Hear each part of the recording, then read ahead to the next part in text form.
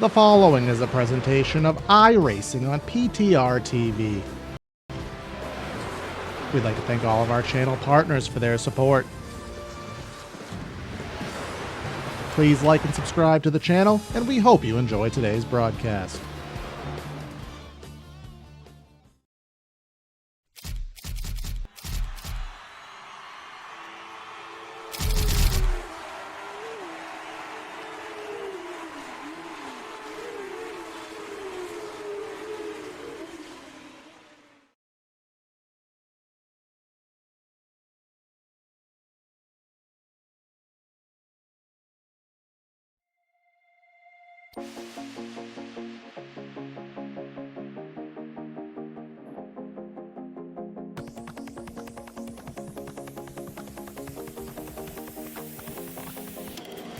The first 2 weeks of the Area iRacing Series has seen high speed and high banking.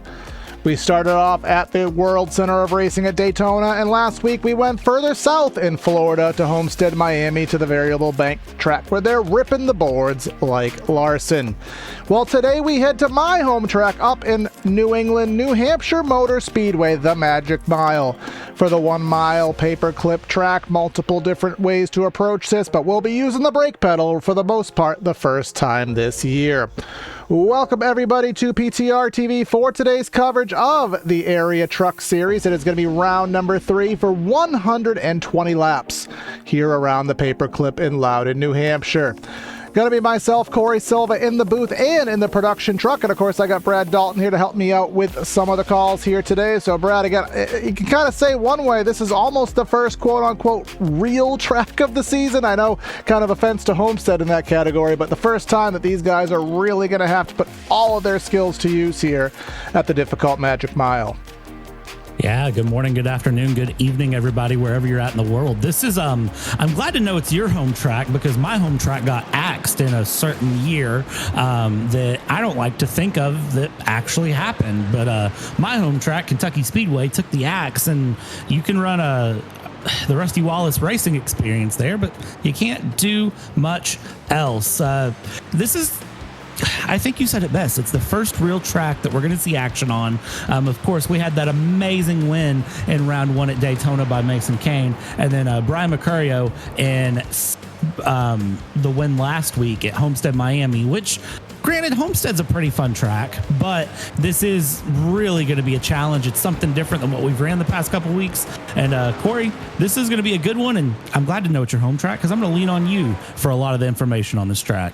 I haven't been here in quite some time, but looking to come back in this year. They ditched the second race of the year, only had one for the last about decade. It was only a July race. Now we got our September race back, so happy to have that. But again, very, very difficult circuit here. Does have a lot of different lanes. You can see here the darkened pavement on those bottom 3 lanes, and then now there's that extra lane above that where they used to run sealer here that has wore off. So you'll see a lot of different approaches here.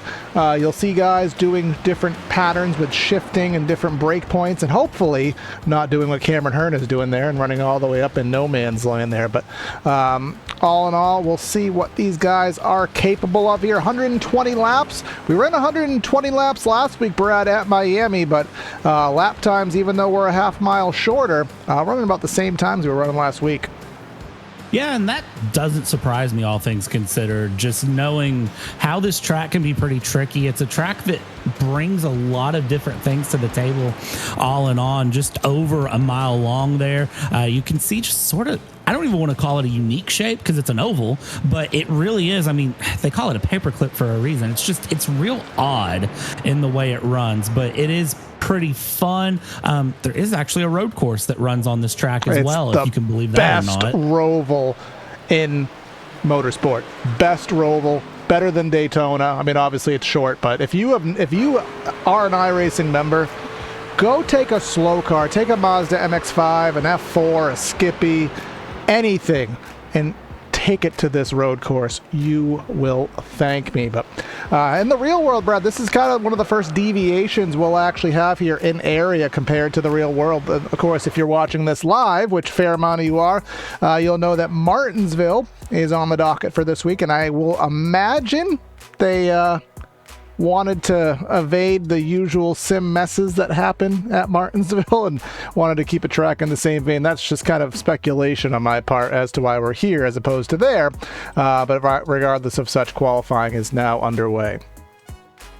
Yeah, and qualifying underway. This is going to be a big qualifying tonight here, I think, for a lot of drivers. They really need to nail things down, get comfortable, get ready, and put in some good runs if they can. Of course, it's a move it or lose it for a lot of these drivers. If they can really get things through, we'll keep an eye here on the back end of who gets in, who gets out, who gets lucky, and, well, who has the heartbreak around the Magic Mile. Exactly that. A lot of good races have been here over the years. Seeing in chat here, remember the Eric Almirola race where they had to end on darkness back in, I think it was 2021, something in that vein, because Loudon still won't allow them to put lights up here due to town ordinances and contracts. But qualifying underway here. We'll see what these guys can muster. Ricky Springer in the 51. Philip Groner, he is just exiting his pit there. Gonna get one lap. Some of these guys look to be waiting. Glenn Bundren in number 37. Let's kind of get some references on the board here, what these lap times are going to be.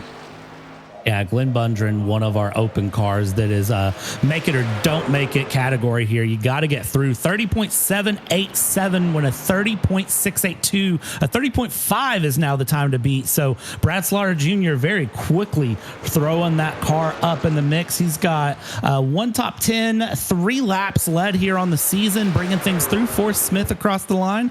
Forrest Smith, 31.5. I don't know if that's going to be enough to get in the show. We'll find out here as we go. Lee Norton. We got a chicken. Chicken is in 9th. Fast chicken. I like it. Our Daytona winner, Mason Kane. This is his opening lap as Timmy Pacioli. Remember, he is up front right now.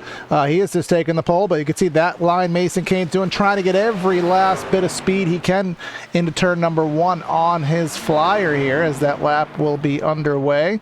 And maybe a little bit higher than I would think he'd want to be. Here comes Jake Nichols in the 73 coming off turn number 4. A little bit squirrely there. Let's see what he can muster. A 30.38 is the pole. Not going to be there for Jake. He's going to be in 4th, so still nothing to be ashamed of there.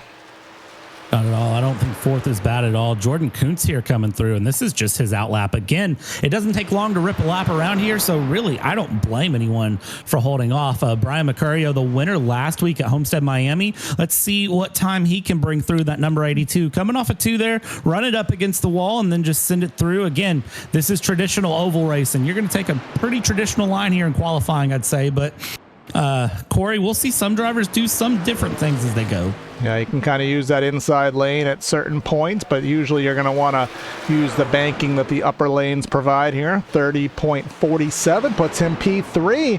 Again, almost a 1/10 of a second there. Timmy really just kind of threw them in the basket there. He just absolutely murdered the field here with that lap. But here comes Seth Noel, that number 1 truck here, glistening under the New England sunshine here in that 609 Motorsports Chevy Silverado. Let's see what that number 1 can muster. Is he going to have something to be number 1? Well, he's certainly going to give it a try. Coming out of 4 here, mind the wall going through. And Tim Baccioli, I mean, doggone, I don't know what that 86 had for dinner, but he came up ready to run. Gabe Herschel here now trying to run through. Nobody can respond. Within a 1/10 of a second is 2nd, 3rd, and 4th. But they can't find it. AJ Stravato trying to come through. 17th. Can AJ find a time on that 86? Yeah, he already ran his lap. He's 17th. But Seth Noel coming through turn 3 and 4. You can see him going all the way down to the flat there. And then kind of maintaining in that 2nd lane. Let's see what he can muster off turn number 4. That's not going to be a pole by any stretch. That will relinquish him back to the, I guess he's just running extra laps at this point. But Gabe Herschel, that's a new line. Is that line legal? Yeah, it is. I mean, I don't know if it's fast, but it ain't. Yeah, it wasn't fast, but, it made us look, so still something to take note of there. But he'll be 27th, and that'll basically wrap up Q. I mean, you know my opinion about running down like that. I feel like if you've ever seen me commentate a Nashville Super Speedway race, I have a very strong opinion of staying in track limits. Maybe that's just my start on road course, but that's just of all me. tracks to call out track limits on, you reference Nashville Super Speedway. Yeah, people love to rip the apron on the front stretch, and I hate it. Kansas. I'd say Kansas and Chicagoland would be more of culprits there, but that could be a second topic that we have later in the event. I know I'm more the oval king than you are here.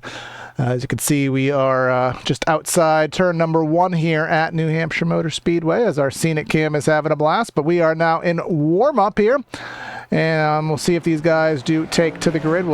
I think we were right on the number, Brad, when it comes to the DNQs here tonight. I'm not sure if we're actually sending any home, but I'll let you kind of run through the towers and get all that information for us. But want to thank everyone for tuning in here to PTR TV. If you're watching on YouTube, like, share, comment, subscribe, all that fun stuff. We got a good audience here, trying to hit 1,600 subscribers. And if you're watching on Twitch, of course, you can hit that follow button. That certainly helps the league out. You can also consider subscribing, which will let you watch all of these races as well. You can use the custom area emotes in the chat and earn double points as a subscriber. And you could also use them to redeem for free merchandise, starting today at $5 a month, twitch.tv/area iRacing. Consider doing that to help the series. Yeah, just trying to get an update here really quick on if we had any go or go homers on the night. I saw several open drivers running through, so I'm just trying to double check and verify what race controls say here. We do have several end of lines going through. Forrest Smith, Doug Denice, Lee Norton, and Jeremy Brown will be our end of lines that they're going to have to take through just depending on where they start, which, I mean, end of line is not your favorite thing, but you know, the one thing I do like about area is they have a very, very strict no double question penalty system. You do something, you get the penalty, and you serve it, and that's all there is to it. All right. Another point to bring up here while I remember is we had another memo from Coast to Coast Racing. Another baby born in the Coast to Coast team world. Jake Fisher, co-owner and driver, him and his significant other have welcomed a baby boy into the world, and just wanted to have us shout out congratulations. And they do have the little spoiler message, but none of them are on track right now, so as soon as one of them go on track, we'll discover what that message is. But congrats, a lot of babies in the world there over there at Coast to Coast. Not sure what's in the water there, but if that's not your cup of tea, I wouldn't drink it over there. I mean, Coast to Coast, I guess an appropriate name there. Yeah, Jake Fisher, congratulations from all of us here at PTR TV, and a big shout out from your team. Of course, we ran it last week as well, so they just second verse, same as the first.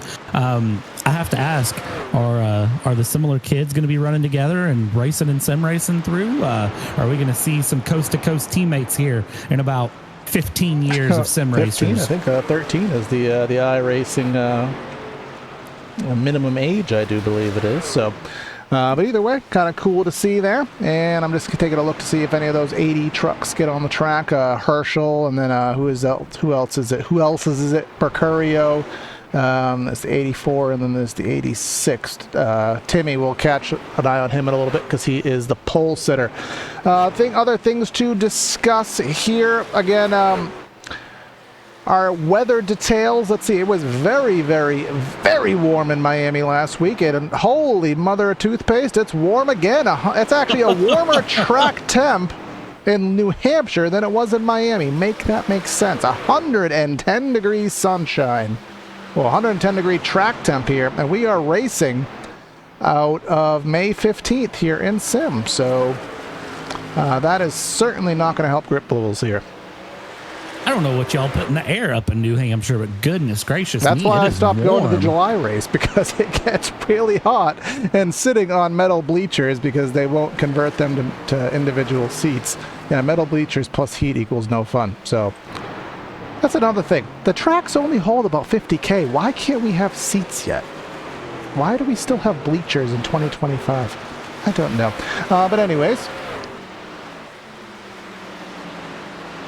That's a good point. You know what? I don't know. That's Kudos not to fun, Daytona. so- Daytona has 100,000 seats, and there's 100,000 seats. There ain't no bleachers at Daytona anymore. But here we got 50,000 seats here at Loudon, and we're still sitting on high school bleachers. But go tell Marcus Smith to invest appropriately here. But either way, that'll be the end of warm-up. So we'll get everybody situated here down on the grid. Again, our starting lineup here today is going to be brought to you by Central Mobile Homes. Looking for a small or large home, a new shed or triple crown trailer? Look no further than Central Mobile Homes. They've been proudly serving Florida customers for 29 years with a plethora of small and large home floor plans, shed designs, and triple crown trailers. Available in LaBelle, Okeechobee, Clewiston, and Sebring. Head to centralmobilehomesinc.com to get started today. And on that note, Brad? Hold the starting lineup for a second. It looks like we've had a minor technical glitch with the grid, so we're gonna have to actually real quick figure that one out, because that's a weird moment to happen. It looks like something happened with the D&Qs. We had two D&Qs, and it looks like something happened, and those two D&Qs did not like the D&Qs. So can I play the music though at the very least? Can we? Vibe? Yeah, let's play the music. Vibe. I mean, we can talk about the grid, but it's going to be a couple minutes before we see trucks get on track at least. Let's see. We could all just vibe here. Everybody, just start putting your hands in the air like, millennials did in 2000s. That's all that we know how to do for dancing. So let's put it this way. Let's go. We'll play the grid on the screen and just know that it's probably wrong. Wait, are we going to a new server? Or did we boot people who aren't supposed to be booted? Yeah, I believe that is what's going to happen. So all right, well, let's watch these guys be silly until something happens. Hey, I like silly guys. Tell them to keep us entertained. Race control. If you want to tell them to keep us entertained, I mean, I'm going to enjoy the show at least. So if you're using the live timing link. Hey, it's the 2005 Indianapolis Grand Prix. There's only 5 cars taking the grid. Yeah, literally. The problem is there's not two tire manufacturers here. It's just them. So I reckon these guys are going to just run it for fun at this point. Why not? Let's see how this goes. This can't go bad, right? Because if we have to do a new server, switch the session, then we'll probably be it'll be a late night for some of these guys. I don't know if they'll have to shorten the race. I know some of these guys don't like racing late. Some guys do, but we are waiting on the command. We have our back-end channel where they communicate with us, but for the time being, we have 5 trucks ready to take a green flag that doesn't really matter. So, hey, entertain us. It's fine. Hot diggity dog, let's go racing, sort of, not really, from the Magic Mile until they boot the server. Well, hey, if someone's going to boot the server, send it here through, comes go on the all the way flat. to the apron. He done on the apron. He gonna be down on the apron right there. Bring it around. Come up through on the back stretch. Hey, We're gonna go wiggly. side by side. Keep it through. Wiggly, boy. They wiggly on the back stretch. Coming down in 3. They gonna look He's real zigging. good coming He's through. going. He's zagging on the flat. He's going on up. He's gonna almost get into the back bumper of him. There goes Groner and that 11 truck. This PTR TV on a truck. The fitted truck. He is trying to go to the outside. Right, Andrew here. What are we doing right now?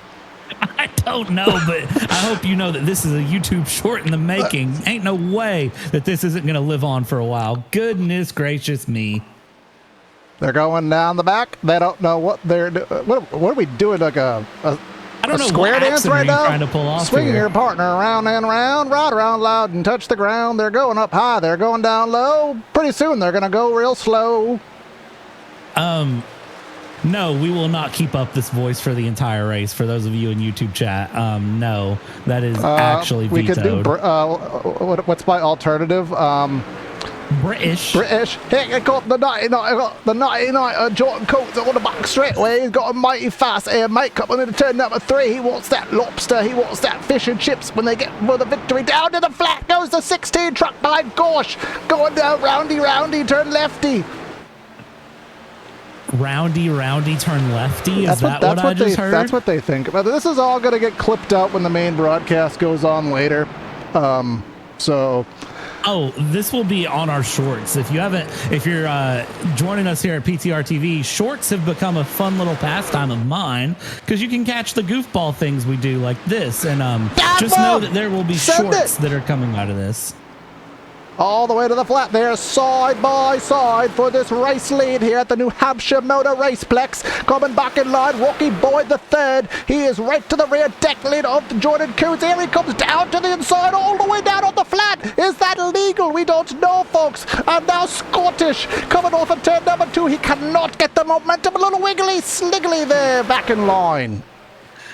Oh. Well, boys, they're going to send it up the inside. They're going to send it too wide. They're going to bring it around. He's going to bring it around, send it down low there. That's a number 16. Can he make that pass? Well, doggone, I tell you what. what. Johnny Cash for a second.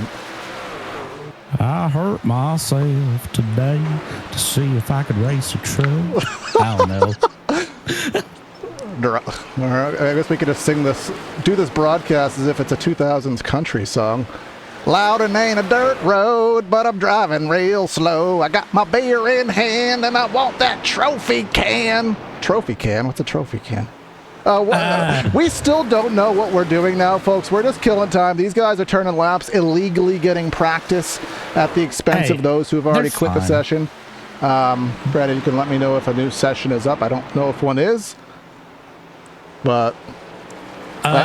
it is not up at this moment. Because there's a lot of questions that I have. Again, we would have to requalify.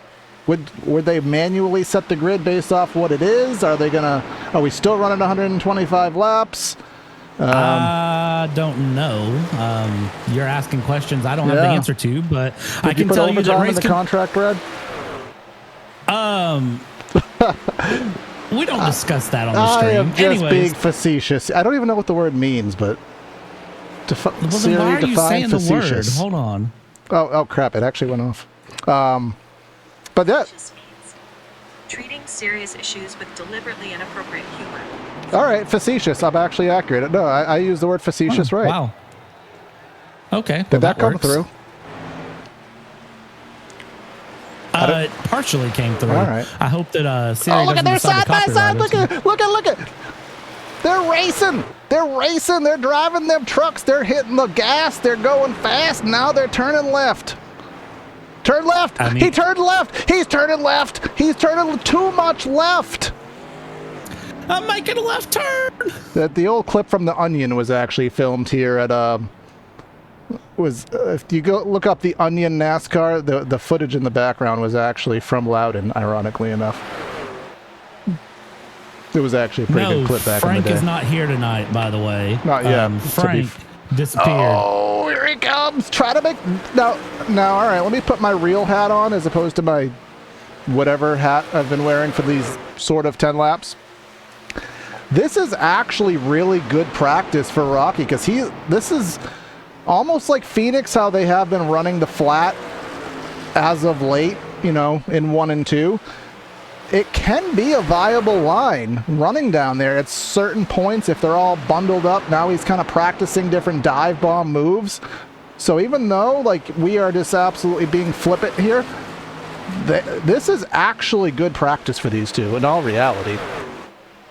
Pacioli, hello, welcome in YouTube chat. You have a good point. Even though these guys are just goofing off, having fun, I don't blame them at this point. If you're waiting on race control to give the signal for the next session, you might as well just have a little bit of fun. There's no sense in just sitting back and watching unless you're a driver that wants to come watch. Is he going to clear him? He went full send bonkers there, but again, just can't get the bite. And he was shifting there. He's getting those rear tires lit up, trying to get the bite down there. And here he goes. Absolute full potatoes, not the half ones. We don't want those ones. Why are we doing potatoes in New Hampshire? Isn't that an Idaho thing? There's no Idaho Motor Raceplex. But look at the 99. You'd think he was Allen Iverson because he put on a crossover move. Actually, who's going to know Allen Iverson? He hasn't played in 20 years. I know I'm old. I need practice. Practice. Talking about practice, man. Oh, who's running the road course? Philip Roeder. Oh, I thought he was going to run the road course. He was going to run the chicane. He was going to run I thought he was going to run the Moonhead layout. All right, did they get a cue? Nope.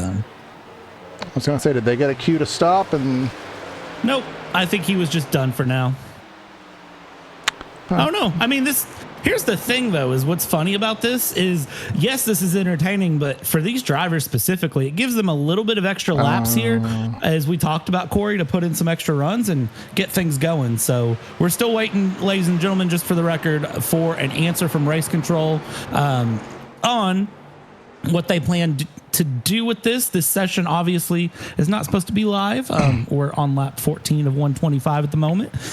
We should be in the official race session if you're just joining us, but seems like drivers are just running through and just having a bit of fun. Yeah, there is no secondary server up yet that I can see.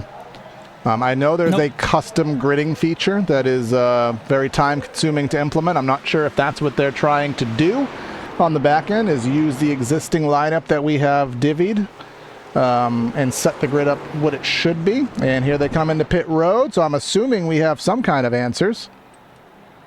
I don't know. Maybe the drivers are just goofing with each other and they said, hey, we're going to do just a run through. Well, I didn't come up with a rain delay spiel. So hopefully,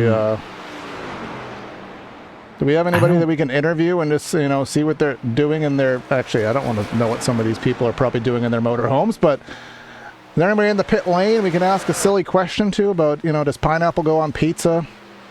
Well, from what Pacioli said, he's waiting on the rain delay to pass. It's dry up in the boot. Does ketchup go on a hot dog? I mean, I say it does, but I've also been absolutely questioned beyond belief for that sentiment. Brian! Where's my money, Brian? Where's my money? You got my money? Where's my money? You're actually pretty good at that. Yeah, that used to be my favorite clip for a long time. Just a little behind the scenes here. I used to do a pretty good SpongeBob impression back in the day, and Patrick for that matter. It's always fun. Hey, any drivers you want to come get interviewed? Jump in the standby chat. Great idea, Brad. Let's have some drivers come in and maybe we'll have a Krabby Patty. No, this is Patrick. I just want to play my clarinet and I want to make a dive bomb pass. Ryan Andrew just made a dive bomb because he wants to lead. Now, all of a sudden down to the inside, the 16 wants to lead back because that's all of his dignity. He's going to try to get it back. He wants the money. It's somebody's... Actually, I can't do a Mr. Krabs. Anyone got a Mr. Krabs I can borrow? Did somebody say money?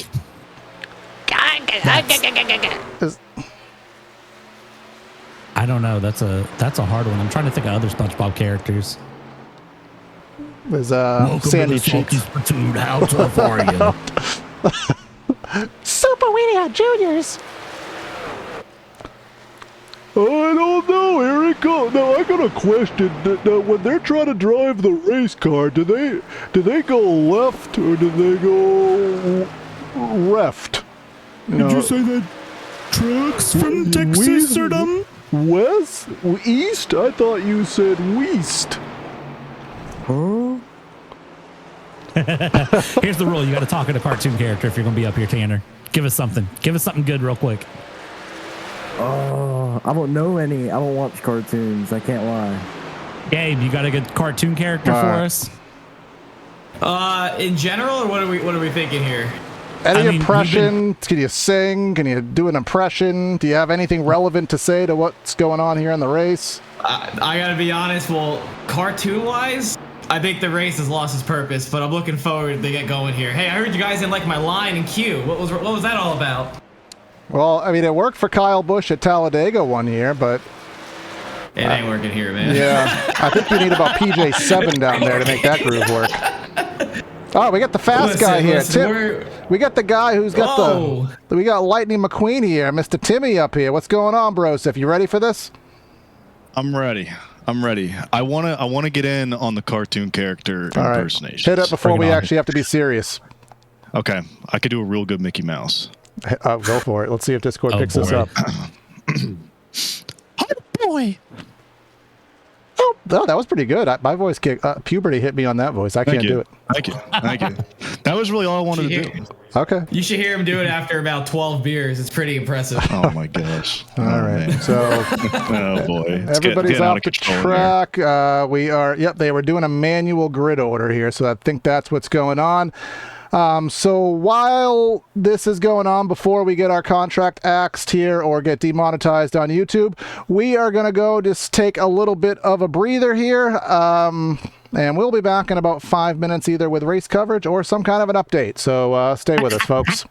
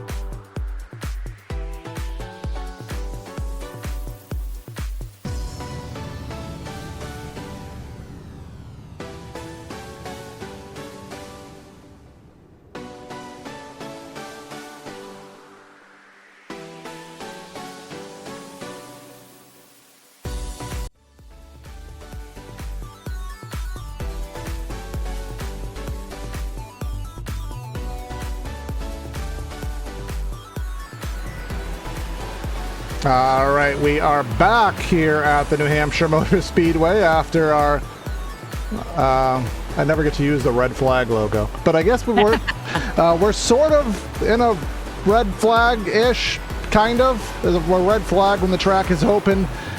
Basically, what happened was there was an issue getting people DMQs taken out of the server, and ultimately admin had to, the only way to fix it was essentially to start over.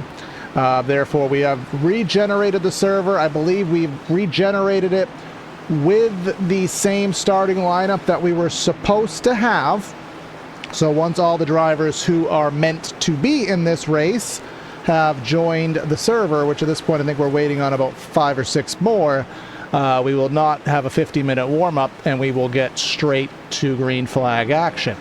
Worth noting, in this little separate server, if you thought 110 was a hot track temp, how about I raise you that 117? So it's even going to be slicker than we had the first time, ironically.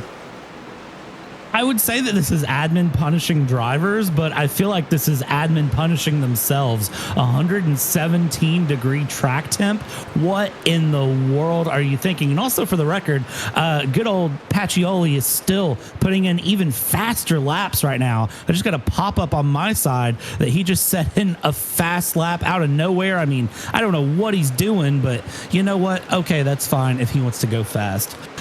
Corey, one thing I did want to note, by the way, while I was thinking about it, I know that you had mentioned about the schedule and kind of looking at the deviation from the Cup, the real life series, and why it was the way it was, and maybe just avoiding chaos at certain tracks.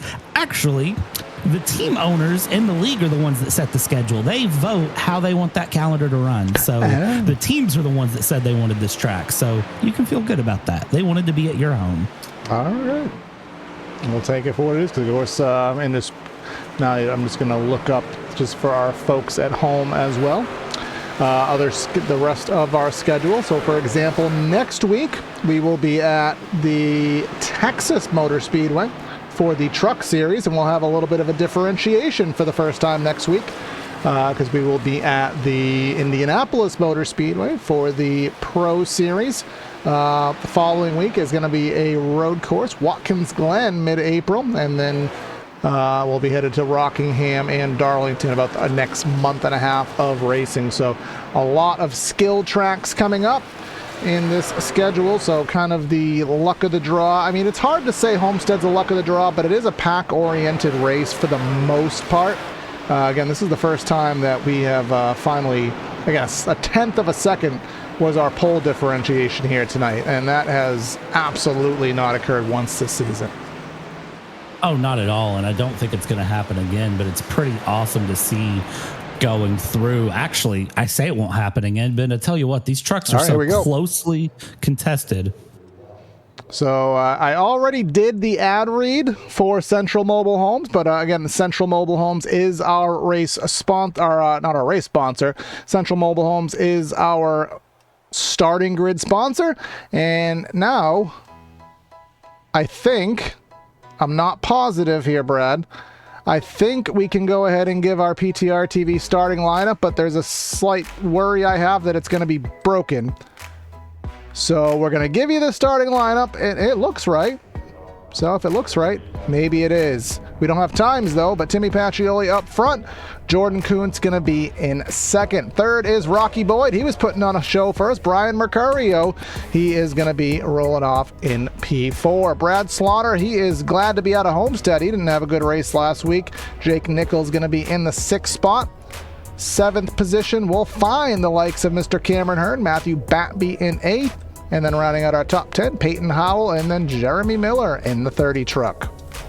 Moving on from there, we're going to go P11, Ryan Andrew, and then Danny Ware in that number 35 going 12th place. And then in P13, we're going to go Tanner Love, and then Bryce Sinisak in P14.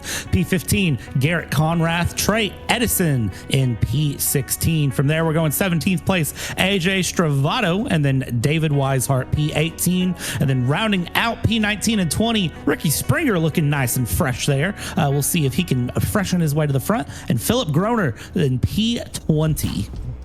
21st, Alex Chilcutt, and the chicken, Lee Norton, out of Grottoes, interesting name for a chicken there, but Lee Norton in 22nd. Glenn Bundren in 23rd, trying to get back to normal after that little pseudo broadcast we just did. Caden Diedrich in 24th. Jalen Hankamp in 25th. Josh Parrish in the 26th spot. Gabe Herschel 27th. Mason Kane, our Daytona winner, 28th. And then rounding out our top 30, Joshua Balliet, I think we've been calling him. And then Tyler Hallman in the 30th position. From there, we're going 31st. Devin Johnson and Tanner Bethea in 32nd. From there, Josh Previtt in 33rd. 34th, Eric Wolf. Then we're going P35, Doug Denice and Dominic Previtt in 36. 2 Previtts we've seen. And then Casey Lakatis and Seth Noel, 37th, 38th. From there, Jonathan Evans, Travis Beckner, 39th, 40th. And I'm just going to finish this one out. Justin Anasogak, Garrett Grant. And then from there, Jeremy Brown, 43rd on the field. All right, and that'll wrap things up here. And we'll see. I believe we're going to get probably 2 laps out of this. So that'll give us time to go over our race details. It will still be a 120 lap race here on the evening. No stages, 4 sets of tires, 100% fuel load.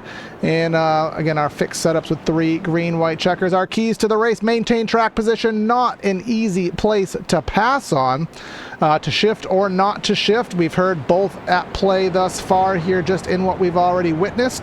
And any track that has heavy braking, you have to monitor the different braking points of your competitors. Some guys will drive in deep, some guys will brake early, and the last thing you want is to pile drive someone on corner entry. You can say that again, but someone's going to do it somewhere. That's the thing. We call these the keys to the race, and the key is that you remember someone's going to forget them. So we go through. We're 1 lap to green now. Place your bets on the night. I'm looking at the finishes between round 1 and round 2, wildly different. And Corey, I have no idea how this round 3 is going to go, but someone's going to come out a winner. Someone's going to come out heartbroken, and in the end, we're going to have a dang good show at the end. Yeah, I sure hope so. Loudon has been putting on better races in the real world as of late. I mean, if you watch the Loudon race from last year, they were actually running the fence at Loudon. Just baffling my elder state's brain here. But coming through turn number 3 and 4 here at the Magic Mile, the Area Truck Series for real this time in normal tones of voice. We're going to get this race underway. Timmy in the 86 is going to be on that loud pedal heading into the restart zone for the first time. Barney has the flag in hand. He's going to get waving it, and we're finally racing here at New Hampshire. Let's see how Pacioli holds on to this. Look at this. It's not going kind of big wreck in the background. Number 11. Big wreck right off the bat. Philip Groner there all of a sudden after all of that hoopla, all of that delay, and then to be out of things right off of the jump here. Not how you want to get things going. Caught that a little bit late, but then as he backed into the field, who is that truck that there? We'll get a better look at that. Probably from one of our top-down perspectives. Man, all right. So how did this happen? Well, it's a big checkup through there. Oh yeah. Golly, he just on got the hit race in the back. Oh, is that the 30 truck? I believe the 90 truck that is actually from that distance. Yeah, just take one more perspective of it. Where did this checkup start? I think it was the 35. That's where it kind of stemmed from, it looks like. Checkup started way up in the field. Yeah, the 35, Danny Ware, he was up in 13th. We'll just get one more look because there's not going to be any pit stops, so we can kind of take a little bit more time on this. Look for that red truck left side of your screen center. Yeah, this actually, it was even further ahead, Jeremy Miller. They were all just kind of playing dominoes with each other, and then a few guys got stuck into the mix of it. Our instant replay here on the evening brought to you by Hendry County Motorsports Park. So after all that, you hear it all the time in the real world, Brad, with these rain delays. Everybody is just sitting there. They're waiting for something to happen. You got excited to race. It got taken away. And then you're overly antsed up once you finally get going. And sometimes that just leads to some mistakes. Well, I mean, we see the same thing in real life with rain delays. I mean, so when you're going through and I think it's just the problem we're going to have now is we've all had this fun. We've all kind of goofed. I mean, even you and me, throwing around accents, different stuff. And then in basically the blink of an eye, you got to flip and you've got to be back on your A game ready to go. And some drivers have an easier time of that than others. Some broadcasters have an easier time of that than others. As we get things moving and grooving and ready to go, we're back one lap to green.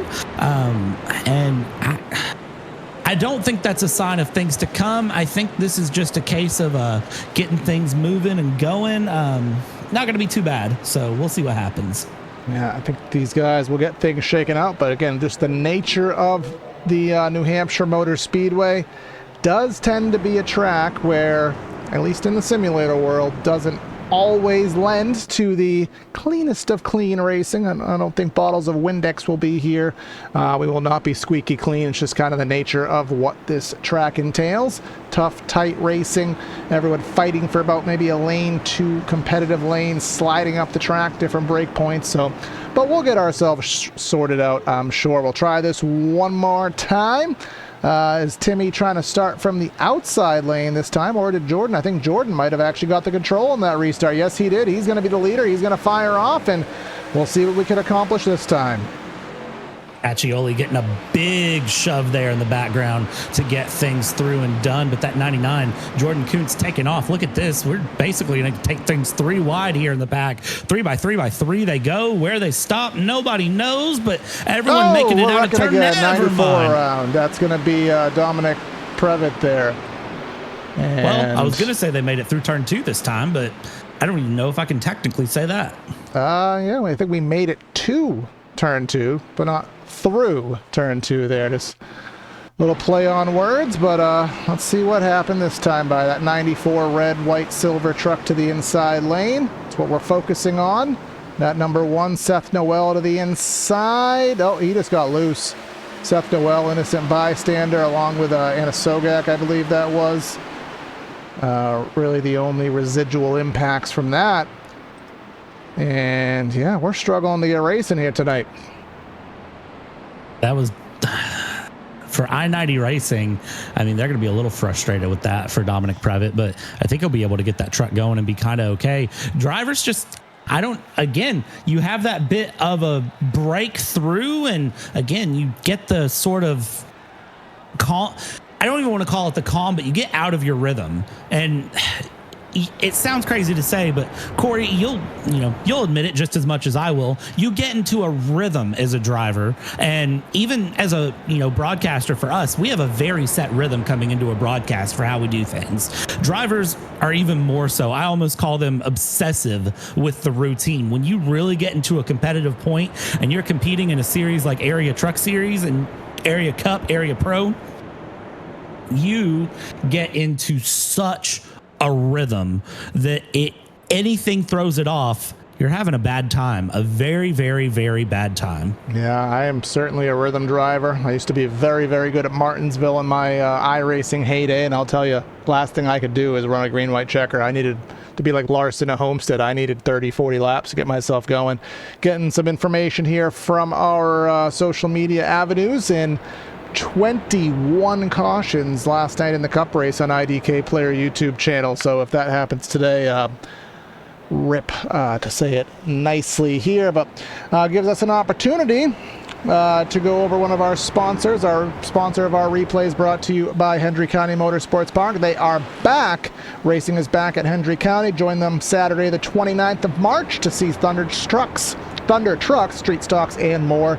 Tickets are $20 for adults and kids, and age 5 and under are free. Bring the family to the track with a family pack of 4 at $25 at the southernmost dirt track in America, located in Clewiston, Florida, off US Highway 27.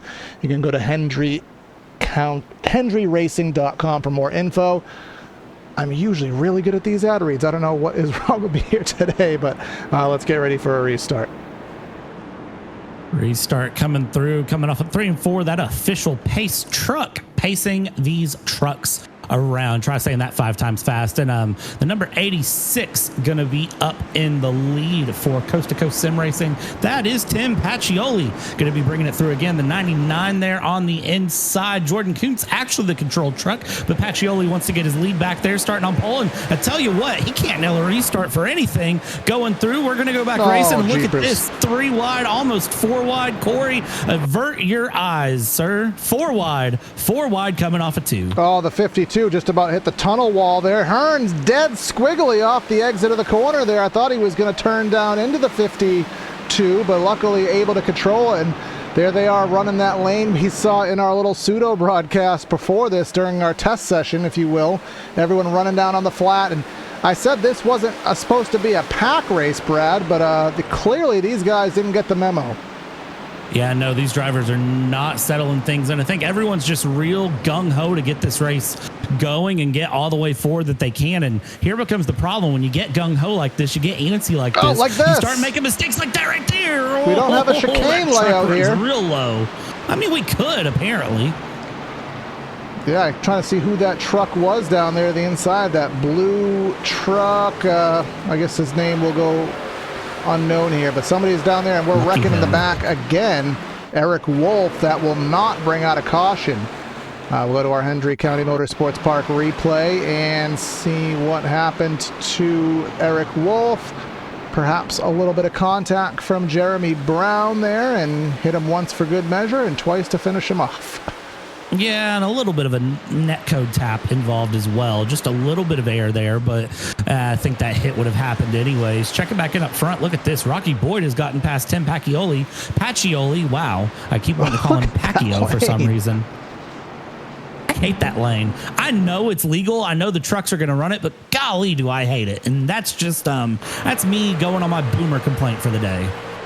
I mean, look at him all the way down there, and I just question how competitive it actually is. I mean, I know he's going to get some grip. I know as the track, well, actually, I wonder if it's cooler down there. Maybe that's part of what it is, because he just flat passed him down there. No pun intended. It's the flat lane, but he just completely passed Jordan. Did Jordan back down and just say go? Maybe he knows something we don't know. 52 again.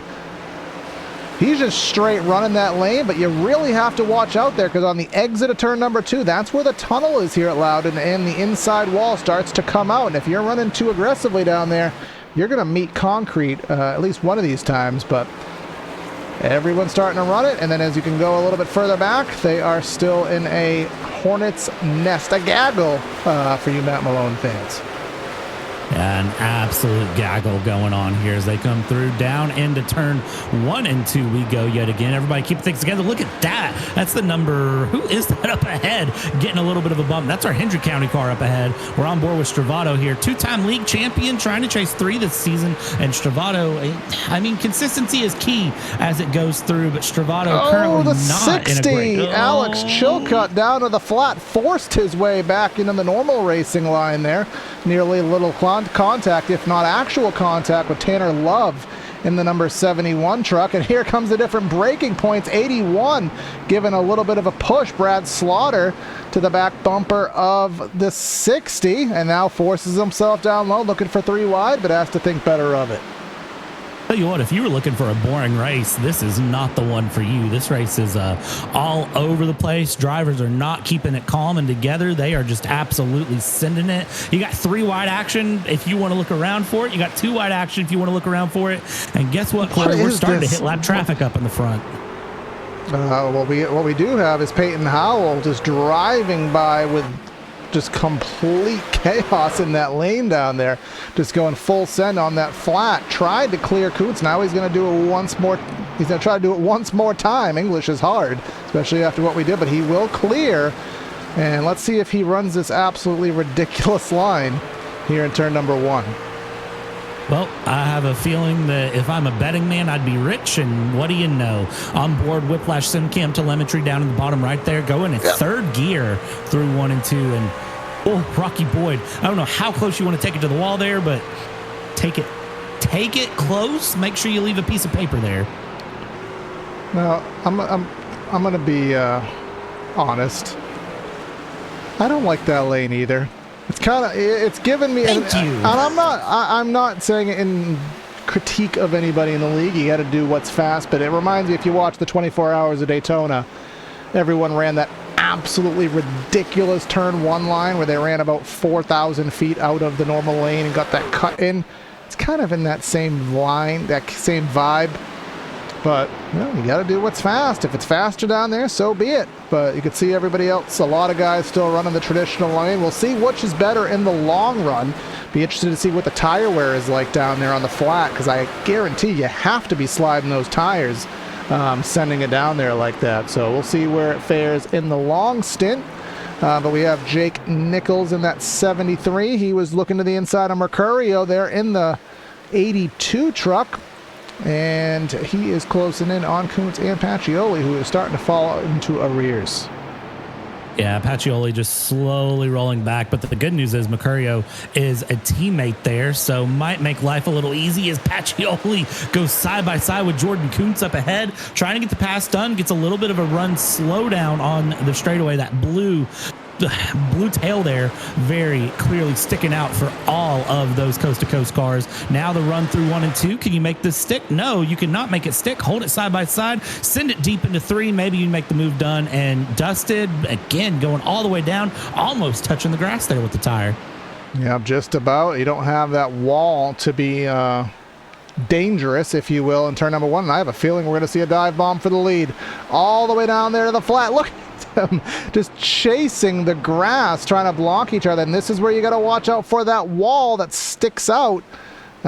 Someone is going to hit it in this race. I'm going to write it down right now. But here comes the 52, Peyton Howell. He's going to dive. He's going to clear. Doing that haymaker Loudon move. Tell me you've ever heard of that line used before in racing. But new leader, number 52. And that new leader, Peyton Howell, can he pull a run, though, on Rocky Boyd III? I have a feeling that the resounding answer to this is no. And, God, I hate that line even more. There's that riding wall on board with right there. Here's the thing that's going to catch someone with that wall. Somebody's going to try to go side by side and send someone into that wall. You see that happening, too, right? Because I sure do. Absolutely. And the thing is they're not diamonding it. They're straight running that lane. Like, it's, for the entirety of the corner. I could kind of see a little bit of, running it, maybe getting back on the banking, which will help you turn the truck. But sustaining down there is much of a surprise to me. I haven't seen that. I haven't run Loudon this week here at iRacing. So Travis Beckner all the way down there on Jeremy Miller in that number 30 truck. And then the 60 at Chilcutt, he is in the mix. Remember, he was just in a little bit of a kerfuffle a little bit ago, but he has since cleared it. And trying to figure out who to follow, the number 28 or the 30. I think the 28 might get this done. He's got the inside line, which I would think would give him a little bit more of an advantage. It's kind of here's the thing around here. You kind of take that short track mentality. If you can get a nose up the inside, you can get a pass done and clear. But then again, it's even harder to do here to really clear. And you can end up in a side-by-side battle for multiple laps. And, well, we're kind of seeing that develop. But now we're also seeing single file run start. So clearly the commentator in the booth doesn't know what he's talking about. Now, finally, I think we're getting to that point where the tires are wearing out. We're getting the separation. Everybody gets what they can get when the field is all stuck together, bunched up, and then once it separates out, it's just harder to make those passes. 73 and Nichols, he will clear the 99. The 99, he started up front on our initial start not the initial start, but on our first restart, he was the leader, but now he is back to the 6th spot. Peyton Howell, our current leader, he is up by 0.6 of a second over Rocky Boyd, our pole sitter, back to 3rd. We were talking to him. I don't know if I had it on air or if it was off air, but he had said he was glad that they didn't force them to requalify because he had no idea how he ran that lap, and he didn't think he could do it again. And I almost wonder if that was a one-lap wonder or not. Well, he seems consistent right now, which I think is the big key here, watching the timing tables as they go through. I mean, he's fairly consistent on laps as he goes through, which, I mean, is really what you want. And the pace kind of dropping back is consistent with the rest of the field. So nothing he's doing is really, catching off guard right now. He's, really just holding place, which is all you need to do right now. We're only lap 27 and 125. You don't win it on lap 27. So He's doing fine. Just run it through. Keep that truck consistent. Keep it out of the wall. Keep your nose clean. And, I mean, hey, I don't think we're done with talking about Pacioli tonight. Yeah, he actually tied Howell last time around the racetrack. We'll see what the times do as they update on this circuit around. In the twos that time for both of them. And just look at the variance. Brian Mercurio there, who we spoke to in Victory Lane last week, I think in the pro race, if I'm not mistaken. All the way back in the fives. Now, is that him saving things? Did he run a bad lap? Because this is one of the tracks, Brad, these tracks that involve more driver, ability, driver mistakes are a lot easier to have. You're going to have those bad laps that are, a tenth, 2/10 off, where at Miami, maybe they're only about a half tenth off. Yeah, and what's bad really is when you get those multiple tenths, it can prove to be a big problem, because then you end up with a truck beside you that just creates more problems, and it compounds because you start battling with someone and you're going to drop back more and end up further back going through. Watch how low that 60 has to get there to try to clear. Chilcutt getting through on Jeremy Miller. Jeremy Miller down 5 places on the day. Seems like, again, it just seems like this has just not been everyone's day done and dusted around, and we continue through. And again, the more you battle though with someone, the more you invite the truck behind you to get involved, and the more you open up that gap to the truck ahead. It's a big balancing act. It's a case of give and take. Now, there's a lot of people in this race who are very, very high-tiered iRacing drivers, and I am going to take a guess as to what I think is happening now with the apron. I think, and I could be wrong, any of you iRacing physicists out there, please correct me, but I almost wonder if the apron is cooler than the track and it doesn't have the same track heating dynamic track properties as the rest. Because that's the only thing I can wonder why, as to how the apron is that much faster than the rest, if it's that much cooler. If you know, please let me know. Did they do a grip update here and they just put some PJ1 down on the flat? If you know, please let me know, because I've never seen that. But it looks as though the tires have wore enough at this juncture on lap number 30 to where even if there is more grip down there, the tires just don't have enough oomph in them to be able to keep the truck down there at this point in the run, as wore off as they are. I can't imagine the apron would be that much different than the track surface. I was thinking like it'd be a coating thing, like it's not coated to the same property as the track. That was my guess, but that's all I got. I would hope not. Let's put it like that. 3 wide. Here we go. Somebody's sticking way up high, out of the way. That is a Devin Johnson, truck going 6 laps down. Yeah, staying out of the way. Good decision there. Battle continues beside, and that is the number 4, sending it way up high. Look at that. Ripping, I'm not going to say ripping the fence, but I mean, just trying to run that high line, gets a run. Yeah. I like this. So now we're going, Cameron, fill out the spreadsheet for me, bud. It's almost like we're going from the window to the wall up here, because we're going from the flat, and now we got somebody who's pushing the highest lane we've seen used thus far, but he's doing it with relative success. Look at that momentum he has off the top, but had nowhere to go with it, because that number 6 truck was in his way. That's Eric Wolf, 1 lap down. Just slammed the back of Eric Wolf too. You could see that back end of the bed absolutely dented in, because he just took the run and slammed him. I mean, if that's not a cue for a lap truck to get out of the way, I don't know what is. And we continue 3 wide in 2 separate parts of the field here, but this is the one I'm really interested in here, as it looks like the 4 actually finding that run and, well, drops right back to the bottom, which is surprising considering the top looked like a real good line for him.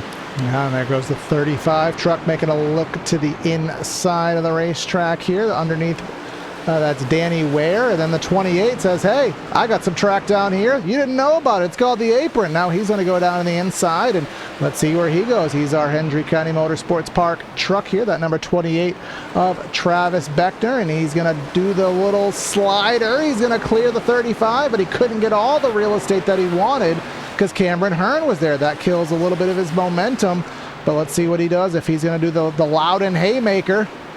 Not enough hay in that maker there. I don't think he's going to clear. Doesn't look like he's going to clear him coming through. The Loudon lunge. That's what we'll call it. The Loudon lunge. How about that?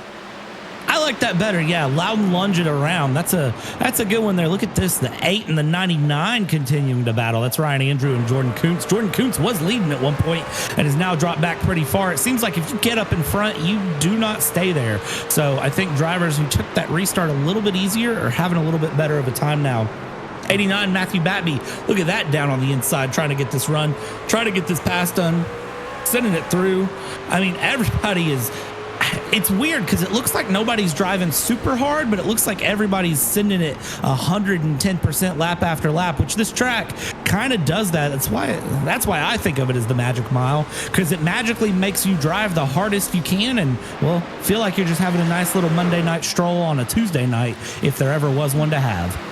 Yeah, there was a topic the other day, and I can't remember, like, and me as not a native of New Hampshire, but a New England native, I don't know why this track's called the Magic Mile, especially where it did have a very tragic history, year 2000, taking two young stars from us, Adam Petty and Kenny Irwin. Hard to believe that was already 25 years ago, but not to be forever lost. Of course, Adam Petty, I saw something going on about the Victory Junction game camp.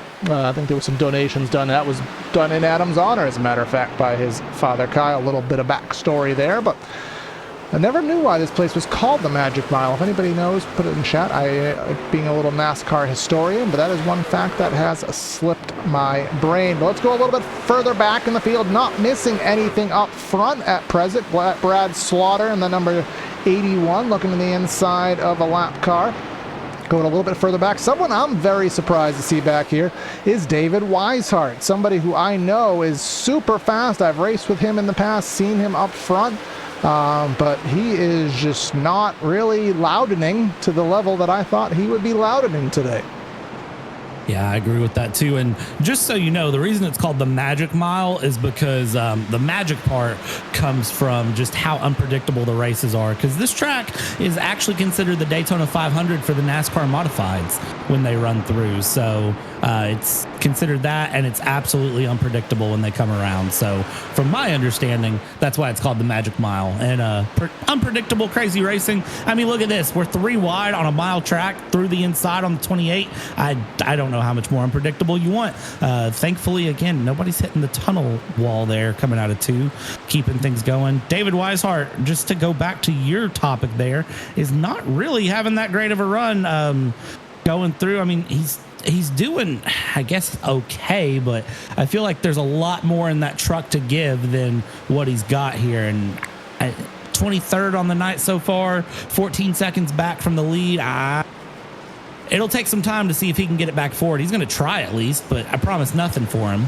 Yeah, we're seeing some different answers in chat. Apparently, according to the broadcast last night, IDK player John Ramos there says it's because they sent Disney World workers up to build this place. So take your story and pause that, because we are under caution here. Garrett Grant in the number 5 car. His magic will not be granted. The rabbit was not in the hat for that number 5 truck. Let's see what happened.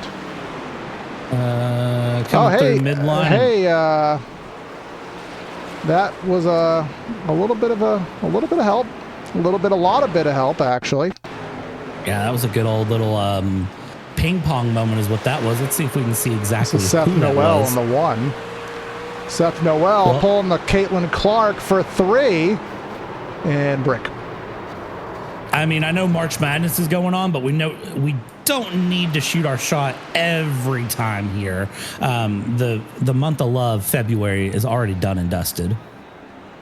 Yeah, I mean, so yeah, I just lost my train of thought. But luckily, we are in the pits right now, and this will be the first time most of these guys will get their service done. 4 tires and fuel should be the name of the game here.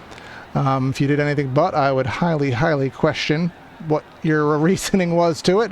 44 laps in, pretty much sets this race up to be another one-stopper. I don't know the exact math. If they could go green from here, probably would be pretty close, but I have a suspicion we won't have to worry about that.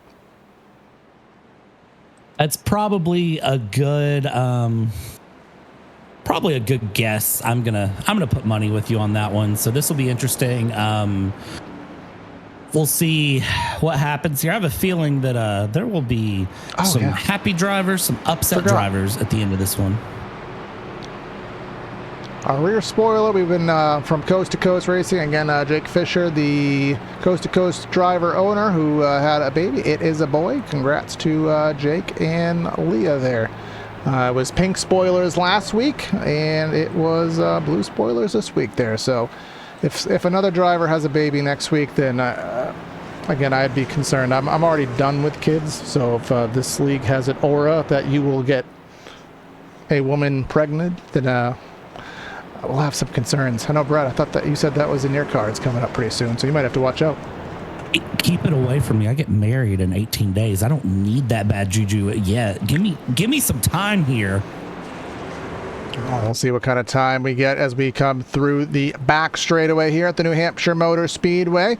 4 tires in fuel for just about all. We are closing in on the halfway point in about 20 or so laps at this juncture in the race. Still have 37 trucks on the lead lap. That 52 definitely fired off pretty well last time by and really had that short in even mid-run pace. Now he's going to be the control truck. Let's see what he can do with it in that Geico restart zone. Green flag in the air, and everyone's racing here at the Magic Mile once more. And look at this very quickly. As we've seen, person in P1 takes off and runs. Oh, jeepers. Everybody Holy else for trick sideways. That was the number 4, I believe. Yes, it was. Cameron Hearn was on his driver's door, I believe, into the wall. And again, these restarts are scary. 60 of Chilcutt just, again, he needed his stamps with the send it move there down to the bottom, down the flat. And then we weren't done. The 49 was around there as well, a little bit further ahead in the shot. But again, it seemed to start here. Again, just once more, watch the 60 at Chilcutt there, that red and black truck to the bottom. Yeah, I don't even know if that's a lick the stamp and send it. That's a UK Wildcats trying to get in the Final Four is what that was. Also, go Cats. But, yeah, that's a absolutely ridiculous run. That's Calipari thinking that he had any hopes of coaching another season here at UK. I don't know enough college sports to be able to go with the jokes there, but I will trust you on it. But let's go on board here with Chilcutt. See, the intent was there, and he wasn't getting that in. I don't care who you are. I disagree with that move from him. Now, what happened to Garrett Conrath a little bit further up here? I think a few trucks ahead. Oh yeah, the 67 got turned, and then that just kind of stopped things there. And luckily, everyone's going so slow at that juncture that they were able to evade. And a couple guys will go to the pits, and everybody else will stay out. Again, limited sets of tires here. Now only about 2 or 3 laps of green flag running on that. So as I like to say, I don't even think the stickers wore off the tires there. Not at all. And also, just to give an update, no more kids for Coast to Coast for the rest of the season, to their knowledge. That's team orders there. Team orders, no more children for the season. Man. We can't run special spoilers every season. Nobody in the pits. Ironically, I used to, back in the day, there was a league I ran in. I actually ran a Blippy car, which anybody who has a toddler knew when Blippy was the thing back a few years ago. So I don't think it fits any of the modern templates, because if I could, I would still run it. That was pretty I got some looks in official races, some good comments there. But 1 to green is afoot here today, and we will get doubled up, stacked up, ready to go back green flag racing here. I don't think we're on pace for 21 cautions, Brad, but and this is a fun game we do here on PTR TV. We omit the cautions from the graphics on purpose, not because I don't have the ability to do it, because I like to play a little fun game and we guess how many at the end. So they don't show up on the timing screen, do they, Brad? Is that a hard game? I don't believe they do. That's a good question, but also I'm not looking at the timing that chat's looking at. I look at a different timing screen, so it doesn't show it to me on that one. So okay, good, because that way we can play a little fun game. But either way, green flag in the air once more, and let's see if we can get gold this time by. Well, they're going to certainly try. Let's send it into turn 1. And again, that pole sitter Peyton Howell takes control. Second place Timmy Pacioli goes through. And look at that back of the back. Oh, my gosh. We might be here till midnight tonight. Oh, boy. Let's get a replay of that because I saw a few We might have to start going into our our accents and stuff at this rate. Let's see what happened. Oh, I think we're fighting for the wall again there. We'll get a better look at that. I think we were fighting for the bottom there. I think. Who was that pink truck there? That was the 85 of Lee Norton. Let's take a look once more. We'll cue this up to look all nice and pretty. You didn't see it pause or anything. All right, 85 sends it through. Here we go. This is the run. 24 looking to make a move. A little bit of a block, a little bit of a shunt, a little bit of a wall, a little bit of a catastrophe. I don't want to be race control tonight. You ever been very happy that you're not in race control for something because you don't have to make the decisions on who did what for what? Yeah. That's me right now. That's Caden Diedrich there in that number 24. And that just boils down to a little bit of a block. Huge impact from Jeremy Brown. Hopefully his Hans device was well and tested before, because that was a hard lick to the fence. But now we haven't done a commercial in a really, really long time. And I'm not making guarantees that we're not going to do a commercial. But it's not going to be on this one. Let me go through our list here. And it's a little early, but no better time to go over the High Banks podcast. Two blue-collar guys, Nick and Alex, talking about NASCAR and more. Listen to episode 228 with Jacob Bell, available on Spotify. So I don't know if they have an episode 229 yet, because that's been on my ad read for a few weeks, but when they do, join on Spotify, and you'll find out. Maybe they'll go over the IndyCar race where the broadcast cut off because the production truck lost power. Maybe that'll be on episode 229. Who knows? I have opinions about that, but you know, Why IndyCar is racing at a club track that nobody's ever heard of outside of the people that know it. I mean, yeah, exactly. Like, come on.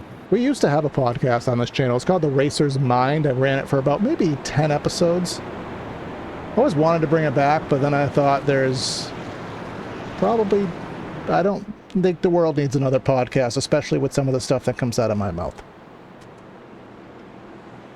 That's on you then, because I was gonna say we should bring that back and discuss it, because that could be a fun one.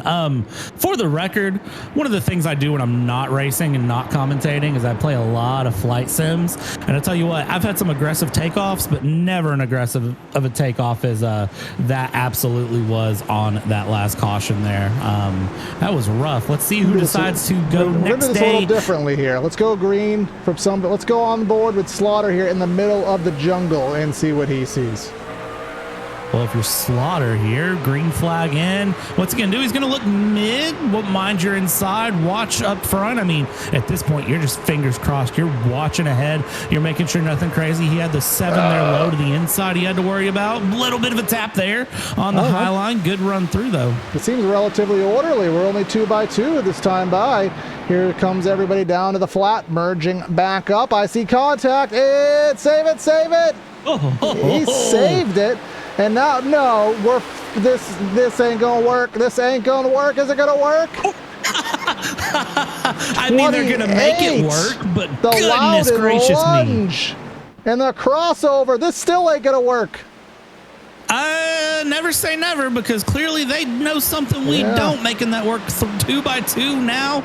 Oh man, I hope everyone has a blood pressure monitor nearby, because mine is shooting through the roof. 86 low, 3 wide, he's gonna slide. Oh, how did he catch that? The control on the 86. Goodness me. Gonna quote DW from about 2009 at Talladega. You cannot do that.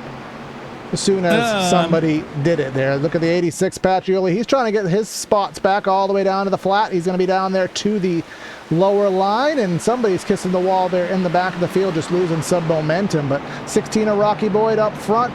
Beckner in second. All the while, Peyton Howell has just pulled away by 1 second. The safest place you could possibly be is ahead of this mess. I mean, when you have trucks willing to go 4 wide, get the heck out of there. Let them do whatever crazy things they're going to do. We're only lap 57 to 125, folks. That's the thing to remember, is 57 to 125, and nobody wins it on lap 57. You win it on lap 125. There's a slide. Goodness me, that was a catch. Yeah, Bappy all the way up the track into kisses the concrete, or the safer barrier, to be technical up there, but I don't think that contact should do him in at all. Just lost him the track position, and here we go back up front. Beckner all the way down to the flat, but I don't think the flat is as good as it used to be. Here comes Boyd running a traditional line, and he will just about clear, but will there be a Loudon lunge? Survey says he's going to block the Loudon lunge, go all the way down there to the bottom, but Beckner says, you still left me a little bit of space. I'm going to hinge, I'm going to fight, I'm going to crawl for it. But here comes the 82 to fill in the gap up top. 82 fills in that gap up top. Would keep it 2 by 2 for a good majority of the pack, sending it around. 82 holding right to the rear end of the 16 there, giving no wiggle room. 28 there on the low side, barely avoid the wall. Now slide it up high, try to get in, not enough room. And now you're just pushing on the run down the back stretch. Now into 3 we go, and do what you can to get this truck around. 2 by 2 by 3 we go, and send it through. I'm still keeping my eyes though on that 86 Apache, because he's still losing some positions here. He wasn't lying when he said that was a one-hit wonder as we go through. Send it around, and, well, 1 and 2 is where it gets really disorganized here, Corey. Through 3 and 4, everybody gets it together, but if you're Peyton Howe, do whatever you want behind me, man. I'm a 2.5 up the road, and I'm running away with this thing. Don't wreck each other, but just keep fighting. Let me keep pulling time. Just as I thought, the inside, I'm saying the apron's gone, it's too hot, it's too rubbered up.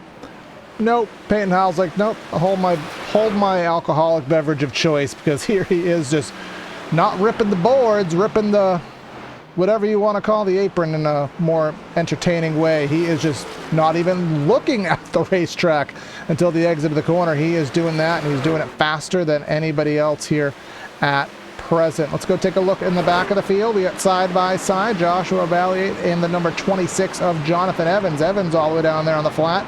He is side by side with Slaughter. Slaughter in that 3rd lane, in the more traditional Loudon lane, for a side by side battle, at least at present. And keeping that side-by-side battle going here as they continue along. We keep seeing everyone kind of get together and then spread out a little bit, and then things sort of just, accordion back and forth back up front here. The 28 of Beckner still trying to battle. I mean, and look at the defense that Rocky Boyd is doing. I mean, Rocky Boyd, Rocky Balboa, he is absolutely throwing some haymakers down low to hold trucks behind him where he can. He's doing a dang good job of it here. Now look at this, the 28 side-by-side with the 8 of Ryan Andrew. I mean, I don't know what else you could ask for in this. Doggone. That's some hard fighting up front for P2. Yeah, P3. Hard racing going on. These guys are not giving up. And one thing I did want to point out is, I talked about it on the caution that everybody pitted on about 20 or so laps ago. That would leave us about 80 to the finish. And I know that we've had a couple cautions, so I would say pretty comfortably they probably can run this to the end on fuel, usually 80 laps, especially with cautions. I don't know how that's going to be on tires, and I don't know if it's a concern at all. But we'll see as we have eclipsed the halfway point. If it does rain, we aren't going back green again, which it's not going to. It's just a silly commentator's thing to say. There's somebody who's going to say it doesn't rain on ovals. But even if it did, they do have a rain tire. But we don't have oval rain tires yet. Maybe one day. This race was actually the most entertaining cup race I've seen in ages last year, because it was run in the wet. So if you didn't go back and watch that, go check the YouTube archives, because Loud in the wet. I want to put hoses on the safer barrier next time we're here. But either way, 73 of Jake Nichols. He is on his come through the field tour. I mean, he started 6th, but he wasn't always running 6th. He's been having to itch and claw in that 609 Motorsport Silverado, but he's kind of bogged down on that inside lane right now. Yeah, and the inside lane bog down is not where you want to be. 86 going to go for the send down the inside and make that move go. Timmy Pacioli really trying to get that coast-to-coast truck moving up. And there's where I was worried with the wall. Trying to clear the wall. Bump once, bump twice, bump a third time. Why don't we send it through 3 wide into 3? And 86 again down on the apron. They're going to spread out here, fan out. But as soon as they come out of 4, that 86 won't have the same pace. They'll end up side by side yet again off the run to 4. Now, can they sort themselves out? Well, I'll tell you what, into 1 and 2 again, 86 slots back in. Good call there. 73 tried to pull off a Loudon lunge, just didn't do it aggressively enough. The 8 also had a pretty good run there through the middle lane and gave him the momentum. I think Nichols will have to fall back in line. And all the while up front, Howell is just putting on a clinic up there by about 1.3 seconds. Mercurio, he was, I was saying earlier, a little bit off the pace relative to what Howell was doing, but now he has some clean air on the nose. He has eclipsed the jungle, and look at the lap times, actually faster than the 52, and he's running a, I won't say a normal line, but a more traditional Loudon line. Yeah, and again, this is me, but I think the traditional line is the better way to go. Personally, as it stands, that's just, again, a me opinion, though, because I think it'll save your tires in the long run. Maybe I'm wrong, but that's just my opinion here. Coming through, let's get the lap times up. Mercurio, a 31.2 to a 31.3 on Peyton Howell. Peyton Howell starting to get reeled in a little bit. I think we've cast the fishing line. We're starting to reel him in here. Now, when do you get the catch? Now we'll find out. Here's Beckner. He has cleared the jungle as well, and that number 28 started 40th on the day, and he's up to P3 now and running laps on pace with the top 2. Not necessarily faster, but kind of matching laps, so he may need a little bit of help, but if he gets up there, he may have something to say here, as here comes Nichols working his way underneath again. Andrew really pinched him down. They're both running that traditional lane up there, and they're both fighting for one lane, and doing that's causing side by side. Just behind that, you have Timmy in the number 86 deciding what lane to follow, and I'll tell you, at this juncture, I don't know what lane he should follow. Couldn't tell you. Look at that. The 8 has to do a little bit of a switch back there. The 73 slides up, gets slow. And now Ryan Andrew trying to make a run. Pacioli, look at this. He's still trying to pick things through. 7K oval iRating and a UFL season winner. That's pretty impressive, I'm not going to lie. And Pacioli putting all of that 7K iRating to work here, trying to just find a pass, get his way back up into pole. I know he has racecraft. That's the thing. He might have said the pace for that one lap was just out of nowhere, but I know that Pacioli has racecraft, so it's just a matter of him using it to get forward. There's a 7 making a good lunge there to the inside of Slaughter there. That is for the 16th position, making some headway here. And David Weishart, did I not mention him earlier, questioning why he was running so far back? Well, he is now up to the 13th position here, and Bryce Senesac in front of him in that 09. Trey Edson just ahead, and there is the outskirts of the top 10. Jeremy Miller holding the outside, just at that 10th spot. So don't count out that number 29 truck. He has found his rhythm, but unfortunately has a bunch of very quick race trucks impeding him. But going back to the front, Brad, just a few laps ago, we were talking about an 1.3 seconds, now sub 1 seconds. And look at Peyton Howell. He's actually driving on the racetrack now, trying to find the speed. Yeah, I think at this point for Howell, the tires have just kind of lost their sheen, and it's just a case of do what you can. What's the track temp at right now, Corey, as we go through? I'm curious to know where things have gone. We're down a bit, 104. I mean, that's better than where we were at the start of this race, but still way higher than I think any of these drivers wanted to be. Get that track temp down to about 70 degrees, and I don't think you'd hear a driver say a word. Yeah, but... And, you know, they kind of said it, we said it at Homestead, and they even reiterated it in the real world. As the track cools down, obviously each lane gets grip. And if anything, that might make that inside lane actually be a little bit easier to drive, might make it sustain longer as it gets more grip as it's cooler than the rest of the track. So that apron may not be done. It might come in a little bit later, but as I said, Howell is starting to give up the apron, but he's not going up to a traditional lane. He's gone from the flat to rim riding the white line, which basically is flat, Brad. That bottom lane right above the blue line there is all but flat. It's just basically a continuation of the apron. You don't get banking until you go up to about the second lane here at Loudon. Controversial opinion here. I think Peyton Howell is conserving a little bit. I think Peyton Howell is holding back a little bit, trying to keep that truck together. Because if you look, I mean, even though Brian in the 82 caution. Oh, and there it is right in front of him. Is that a solo spin? That is the number 80 of Herschel. Was this a solo spin? Yes.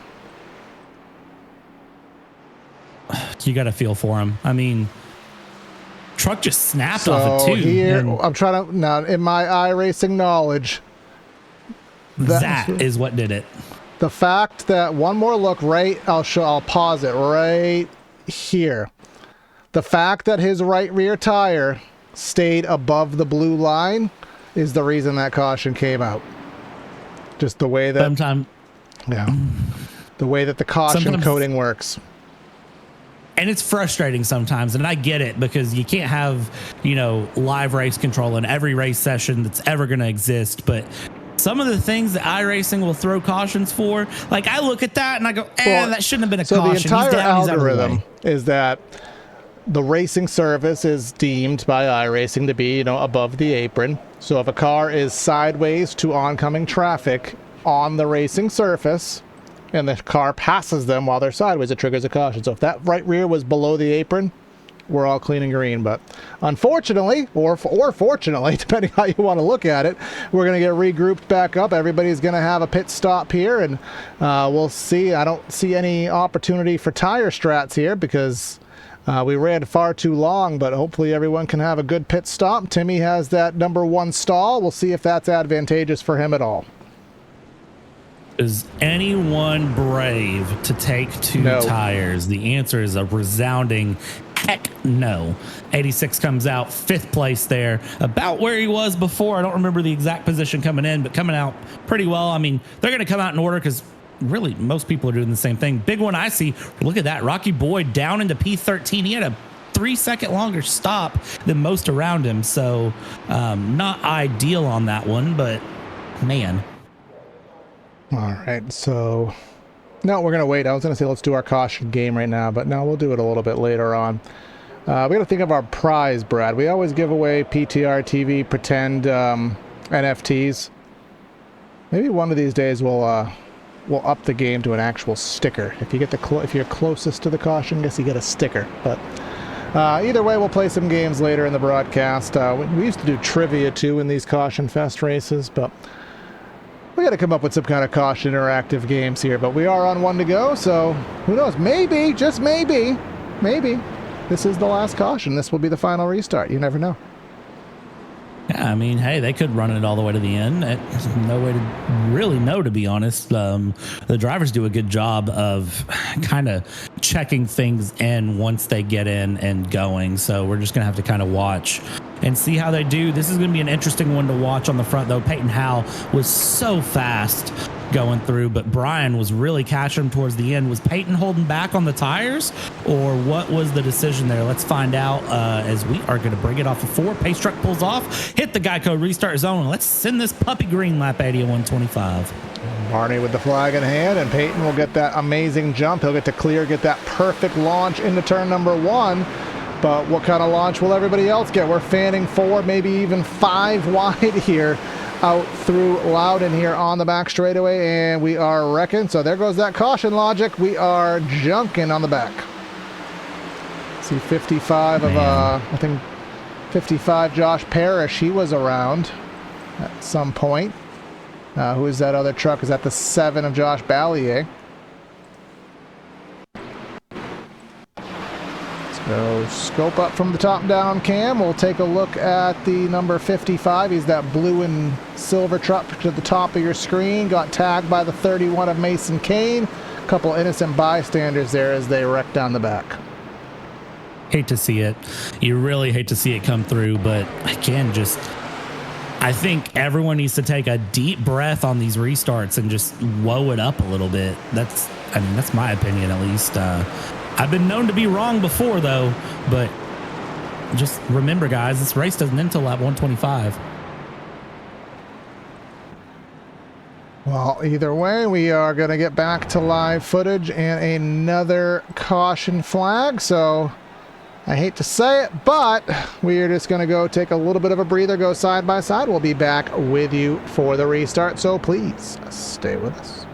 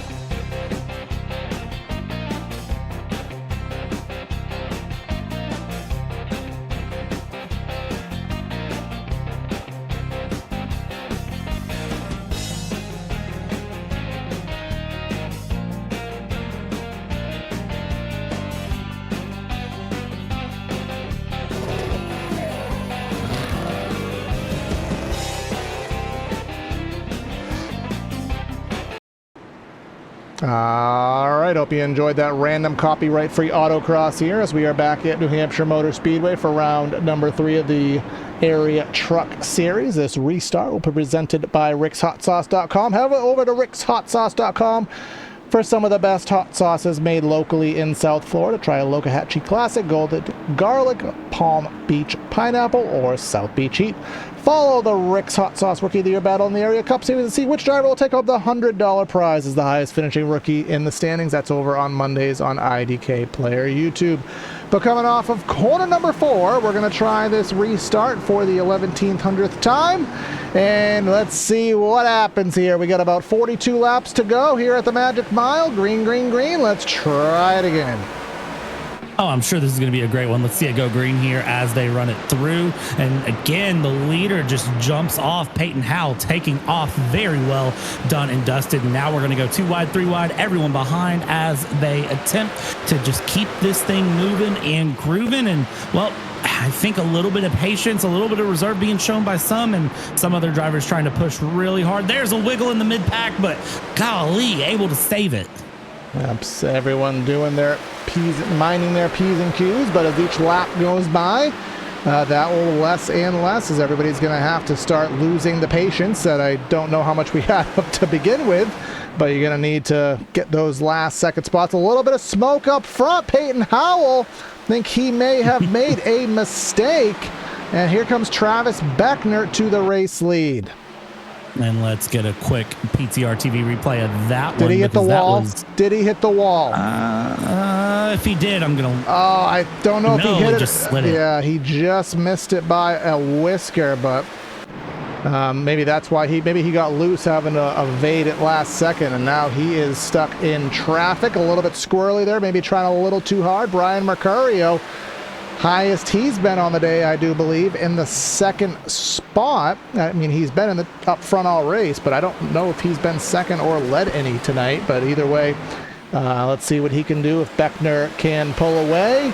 Howell really starting to fall apart here, hit the turn 4 wall as well.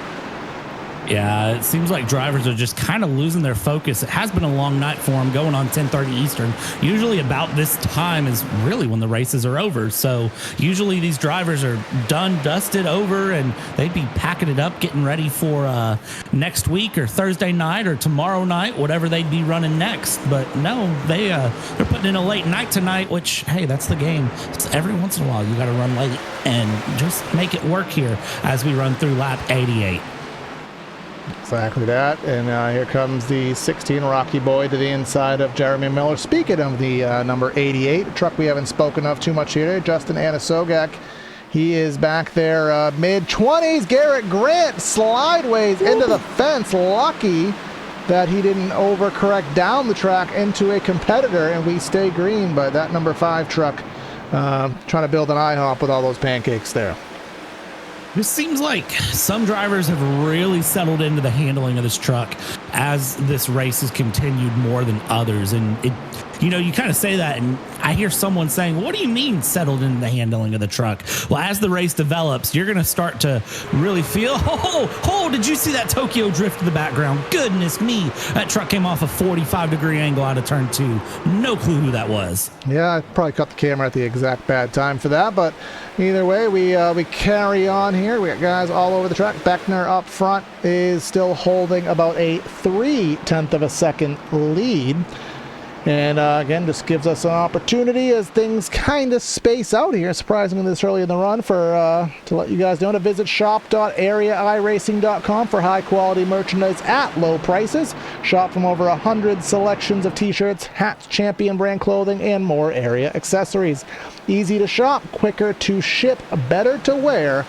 Shop.areairacing.com. Links are in the description because I cannot read a website out loud. I can't either. It's okay. It gets rough every once in a while.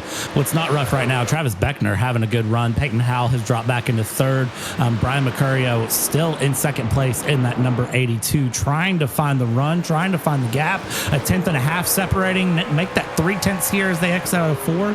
Still trying to push, trying to get that Ford truck up and forward ahead of Travis Beckner. Doing a fairly decent job trying to get Ford versus Chevy going, which is no surprise here to me to see Ford and Chevy fighting, but we'll see who comes out ahead in the end. I think you got good money going either way. I think if you still think Peyton Howell can get back up, I think anybody in that top 5 really can have a good run here as we're running through lap 92 of 125. Last time by on the stopwatch, Peyton Howell was nowhere near where he needed to be. I personally think he needs to be a little bit more dynamic. Just as I say that, I'll take it back because he was a lot faster last time by. He just has not given up on that apron line. We haven't seen him run a more traditional Loudon line, and everybody else is starting to do that. He's dedicated to what he knows, and at least last time by it was faster. We'll see if it can sustain for the remainder of these 32 laps, but look at Beckner really starting to back up here, and Travis is starting to lose time. Brian used the run through 3 and 4 up on the top lane, and really that 28 cannot afford a mistake. He has all the pressure on him. He can't afford the mistake, but I tell you what, mistakes can afford to buy him here as we come out of 2. He's just not comfortable in that truck. The rear tires, I think he's really overcooked them and pushed that truck through, trying to build a gap that was never going to open. And now, well, Brian Mercurio's there. Peyton Howell is now in the mix. Let's add Jake Nichols to the mix, why don't we? And just go ahead and make this a big old battle. He's taking a weird line through 3 and 4, in my opinion, Beckner is. And again, maybe that's just me, but just he's swinging such a late run through mid and then dipping it low. He's doing the same thing through 1 and 2, and that's not I don't know, it's just a weird line, and he's trying to make it work. Again, he's doing the same thing that Peyton Howell's doing, trying to make what he knows stick, and sometimes you just got to give up and do something different. I mean, yeah, he is just doing that late. He's trying to drive it down the hill and get the straightest shot off, which it seems to be working. My fear is that lane is going to be absolutely murderous on that right rear tire. Puts a lot of strain on that tire to get that truck turned from this point off. So it might work, but I just worry what it will do in the long run. We do have a little bit of lap traffic ahead, but Peyton Howell has gotten back in his rhythm, and he is going to try to pull off a Loudon lunge, but for the block is Mercurio there to the bottom. Mercurio nearly sideswiped the left rear of Beckner there through 3 and 4. Things are getting hot and heavy here at the Magic Mile. Travis Beckner, count your lucky stars, because that was, I don't think I could have fit between them, and that does something. And there's a little tap there from Mercurio to Beckner. Peyton Howell now going to send it up the inside, and Peyton Howell going to go side by side with Mercurio. Beckner has lap traffic ahead to try to navigate here and get through. That's the number 80 ahead, goes all the way to the wall, says, I want absolutely no part of this. Good decision there. 52 tries to stick it through on the inside on the 82. 82 is going to run it up high, coming off of 4. Here we go. Who ends up ahead? Wiggle, and oh my gosh, they are not done. Side by side for the lead. Loudon lunge by Beckner. He's going to try to slide up and clear, and they'll try to set up a... No, he didn't. He left the top open for him. Surprisingly, I thought he was going to slide all the way up and try to take the lane away, but Mercurio able to clear, move him to the race lead, puts a lot of pressure on Howell to try to clear. He's going to do a lunge. He's going to do the haymaker. He's going to clear and just about tried to go 2 for 1 Bob's your uncle on the 82. Brian trying to bring in 2 wins in 3 races here, back-to-back wins. One last week, wants to win it again this week, but it's going to be hard fought for the next 26 laps as we come through our lap 99. Look at this. Up the inside goes Peyton Howe, trying to bring things through. Can coast to coast get the baby blessings 2 weeks in a row and go back-to-back with wins? They'd certainly like to. Now I'm starting to think that what I said with Beckner is starting to come into fruition here. He just really dropped off. I think he really burnt the right rear tire off that truck running that aggressive lane. And we'll see what he's going to be able to muster as we now hit the century mark here on the lap board at Loudon. 100 complete, 25 to go. And a battle for the lead. 52 really slung it in there. Wasn't able to keep the lane. Got a little bit of a wiggle. And he'll fall back in line. And if you're Mercurio, Brad, you know what's coming. It's just a matter of playing defense on it. Yeah, and look at this. I worry these two are going to get some sheet metal slapping around as they come through off of 4. They go side by side, and, well, body works on all the trucks for now, but I don't know how long it'll stay that way as they go through. Mercurio taking that midline, and Peyton Howe really likes to send it low, drift it up high, and try to hold on to him on the exit of 2 and the exit of 4. He just can't make it stick this time. We hop on board here and ride through. This is down into 3, and look at this. He goes defensive all the way through. There's the shot. That's the bump and run. 52 to the inside. Peyton Howe trying to make the run. He'll lead on lap 102. As they always say, if you're going to do a bump and run, it's fine, but you better run away, because now Mercurio says, you did it to me. I'll try to get you back, but that 52 is getting into his groove, and I don't know if Mercurio has enough to get back, but he's right to the back bumper, at least right now, entering 3. He's going all the way down to that apron lane. And you can just see the 52 has the secret sauce there. And unfortunately, the 82 is stuck with the great value catch-up. If I'm the 82, that brake pedal just got a little bit lighter in turns 3 and 4. I'm going to remember that one, especially if we come down towards the last 5 laps or so, and just kind of a very polite little bump and run through. If you're going to do it, it's amazing how this track blends in short track racing. Timmy. 86, shoving things through Tim Pacquioli, absolutely packing it up to the high line, and now he's going to send it down to the apron. Pacquioli, not Pacquioli, but Pacquioli packing it, and now look at that, clearing himself up, takes the little bit of bump, is getting shoved, but man, he's going to clear it through for P4. Yep, and then there was a little bit of contact. Ryan Andrew didn't know where to go. There goes the 28 all the way down to the flat. He's going to do the slider all the way up. Now opens to crossover for the 86 to go down low. And if I'm Ryan Andrew, I might think of a 3-wide crazy move, but he'll be more intelligent than I'd be in that situation. Or will he? Full send for 3, and somehow he sunk it. I tell you what, again, it's March. We're rooting for the underdogs here in March Madness. You know, you build your bracket, you send things through. If you didn't have Ryan Andrew on a bracket, you might have not picked the Cinderella story. Ryan Andrew has found some pace here in the dying stages of this race. 20 laps to go on the clock as we stand coming through, and he's really not in that bad of a spot, and he's found some pace out of nowhere. Keep your eye on that 8 truck going through here these final 20 laps. Doggone, this is going to be a good one. Yeah, or if you prefer a football reference, that might have been a 65-yard field goal that he managed to pull through there. I don't know how he got that thing to stick and clear and pointed, but either way, made the pass on Beckner. Beckner, how many laps did he lead here on the evening? 12 of them, but now is already relegated back to the 12th spot. A little bit of a race recap of sorts here from what we've seen thus far. I blew it. Wow. We were supposed to do a guessing game. Now we can't guess. 7 cautions for 21 laps, 20 to go, 5 lead changes. The fastest lap is actually Beckner at a 30-33. That will not be broken unless we get a caution flag and some fresh tires here on this colder racetrack. Yeah, and it wouldn't surprise me, all things considered, because these trucks are going through. Look at this behind Beckner. It's Love, Kuntz, and Rocky Boyd the third trying to send something through. 3 wide. We're going to go down the back stretch, and, well, they slot it back in single file real quick. Again, smarter drivers than we are, but they're not done. Here's the Loudon lunge down the inside. We go on board with Rocky Boyd the third, sending it through down the inside, and we're going to exit 3 wide off of 4. Oh, and the fence. Oh, who was that in the fence? I think that was Tanner Love, the 71 truck. He is up to the 7th spot. Whereas his day had him. He's up 6 on the day in that number 71 Ford Meals on Wheels F-150. So pretty solid day for him. Jordan Kuntz, remember, he started second on the day, led some laps, but really hasn't been a factor in the latter stages of the race. Jonathan Evans, 26 truck, he is in 10th and starting to, he has about 5 spots right in front of him for the taking if he can find a way and make some things happen. I think all of these drivers, if they've played it a little bit safe here, they're going to start burning the rest of these tires real quick, pushing, trying to get some runs, and trying to do something on the end stage of this race. I think, unfortunately, Peyton Howe up front for Brian in that number 82. Peyton Howe's just opened it up, took it off.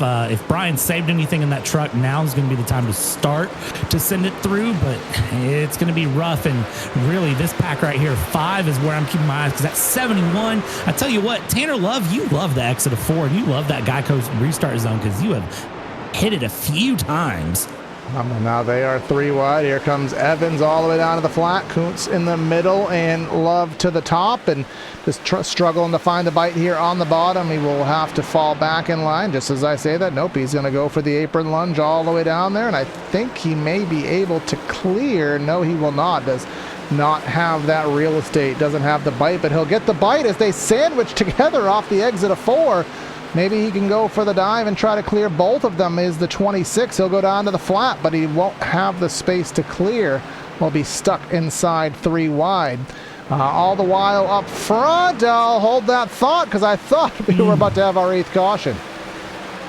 Jordan Kuntz, I tell you what, that car got loose off of 2, but I really like that blimp shot there through 1 and 2 because it shows you the run that the apron it gives and takes and doesn't have, because you feel like you're getting a lot done on the entrance and you lose every bit of momentum on the exit. Look at that. No contact there. That was just a genuine wiggle, wiggle, wiggle. That was a TikTok about wiggle, wiggle.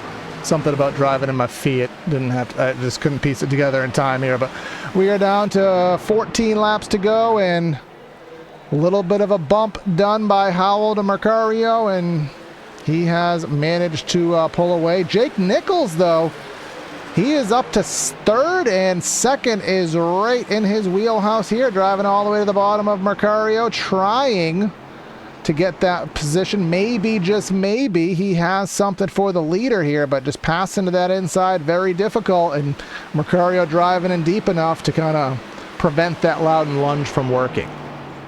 If Jake saved enough, he could be in a good position. And remember, it's not over till it's over, until Barney throws that checkered flag out for whoever's in front. This race isn't over. So for Jake Nichols and Brian Mercurio, all it is for them at this point is just keeping up and keeping running, because anything happens, they want to be the ones to be able to pressure for the win, not anyone behind them. And, well, right now they're in a good position. They've opened up a 1-second gap to Timmy Pacioli behind, and they'll continue to just push things through. Pacioli really in a league of his own here, but I think he'll be happy with 4th place when it's all said and done.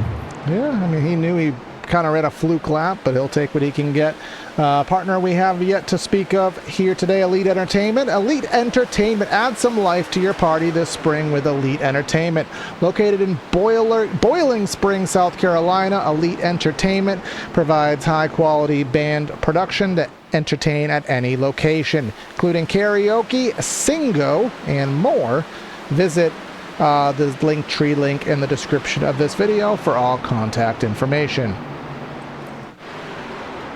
Be awesome to see how things finish out here for these final 11 laps. Nichols still not past Mercurio as it's done and dusted. Truck's getting loose though here, and the track temp's still coming down here. Track temp as it stands is down to 102 from where we were, but man, we are still seeing trucks slide around like 120 out there. They that's the problem with the run. You get on the log run, trucks get wiggly, and thankfully all the drivers are catching it here. 10 to go though, and if you're Peyton Howell, your fingers crossed that everybody keeps it on the track. Yeah, I'm keeping an eye on all the close battles at play, because A, they're interesting, but B, if the caution's going to come out, probably going to be in one of these, kind of gaggles of cars there, of trucks rather. They're all starting to get loose on exit every time they're trying to make a pass down there on the flat. You can see them on the exits, just getting sideways. Probably about 3 or 4 trucks just in that one shot. You can see, and as time goes by, they have to be more aggressive on the throttle. They need to try harder to clear these positions. If there's going to be a mistake, it's going to probably happen now. And remember, most everyone should have a set of tires on the wall. Will we have a late race restart on fresh tires? Or are we going to run this out authentically and let Peyton Howell drive off into the quite literal sunset? Well, if you're Peyton Howell, you want it in the sunset. If you're Brian Mercurio, you give anything for a caution right now. If you got a best friend and probably $25 in DoorDash credits, you could probably make something happen to have a chase for the lead. Or, you know, just call NASCAR and convince them to be your friend and shake up the championship, because why not? As we go through and continue around, that's a podcast topic. And if you haven't seen the Dale Jr. download, well, I suggest you check it out, as that is the better podcast to explain what I just referenced if you don't know. Down the inside, Jonathan Evans on Ryan Andrew. Ryan Andrew trying to take that high line, make it stick. They'll run out of 2 there, and, well, they'll keep it side by side, but they will keep that one pushing. Jonathan Evans will go down the inside of 3, sends a lunge on the 16 of Rocky Boyd, but can't make it stick.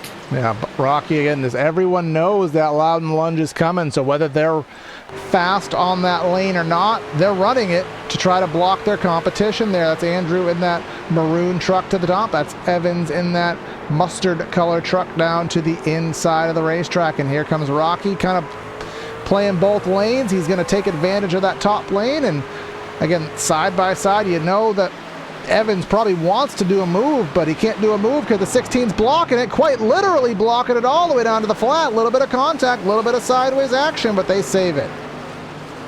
Man, save it they do, coming through and around. Now watch this as Jonathan Evans will what is going on back here? Oh, that's a dumpster fire waiting to happen. Here we go. The one absolutely trying to send it. Smoke. Seth Noel going through. Somebody locked up a tire, and try to keep it nice and clean, guys, here as we go. Seth Noel, someone of course, in the the winner fence. of last That's season. Kuntz. Kuntz was kissing the concrete there on the top of the track. That was the smoke we were seeing. It's getting a little bit too high. But all is well, all is green. Jake Nichols still has not gotten by Mercurio, and Howell has pulled away to a 2.5 with only 4 laps left to go. This is when the caution came out last time this track was ran in this truck series in season 3.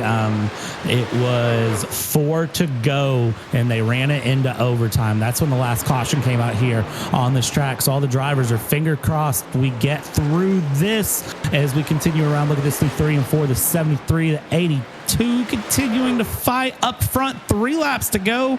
Peyton Howell, certainly fingers crossed that we can send this thing through 86 laps. He'd like to add 3 more to that total. Exactly that. You know, you saw Kyle Larson in the real world at Miami Homestead dominate the Xfinity race, only to be had by a late race caution and a bad restart. Absolutely gutted that he lost the Triple Crown, and because of that event, Peyton Howell dominating today's affair, running this unorthodox line, still running it all race. Saw him dead slideways, but still faster than the field, as only 2 miles left. Can we get to the white? If we get to the white, we will get to the checkers. Well, he's certainly hoping it through. 1.7 seconds in the good behind. Behind him, though, Mercurio and Nichols battling it out. And behind that, even more, you got this gaggle. So if anything's going to prevent a white flag, it's going to be, well, this absolute... Jeremy Miller. Wiggle through. Just keep it going, Peyton. Keep looking forward. Hit your marks. You got 1 lap to go, buddy. White flag out from Barney. All right, and we got 1 lap to go here. That was a very sissy wave there by Barney the flagman, but nonetheless, 1 lap to go all the way down to the flat, up by nearly 2 seconds. Is Peyton Howell had to use a little bit of the back bumper, had to use a little bit of contact to move that number 82 out of the way, and he had the skill, had the speed to drive off into the sunset. Didn't have to worry about a retaliatory move, and he'll come off turn number 4. Peyton Howell gonna win round number 3, gonna get the lobster and win here at the Magic Mile. I tell you what, I think Brian's not going to be a happy camper. Ooh, big wreck in the background. That's the 28 going around. Travis Beckner at the line. No. Yeah, and we are still going at it here. The track is blocked. This is still a run to the checker. This is live. We still have guys finishing this race, and we're still wrecking here. Big contact there. Can't tell who that was, but Yeah, Travis Beckner, I thought you said had some kind of contact, and he did not finish where we expected him to finish. He dropped all the way to 30th is what I'm seeing. And look at the 52 Peyton Howell. All the wreck just now clears out, and he's going to bring it around for a good old burnout there. Look at that. And lobster is his. I wouldn't want a lobster because quite literally it would kill me. But you know what? He can have the lobster for the night. I'm okay with that. Yeah, he will enjoy it. Loudon the lobster will go to that number 52, and he'll burn it down here on the front straightaway here at the Magic Mile. Again, a great finish. 1.8 seconds being the final margin of victory here today. But while that's being said, let's go over our race rundown here and our finishing results here from the very interesting evening that we've had here up in New Hampshire. Peyton Howell gets the win by 1.8 seconds over Mercurio, with Jake Nichols in third, Timmy Pacioli in fourth, our pole sitter. Rocky Boyd, he was someone to watch here all day. Interesting racing by him in fifth. Ryan Andrew, Jonathan Evans, Jordan Kuhn started second, back to eighth here on the day. Seth Noel, and then Jeremy Miller in 10th.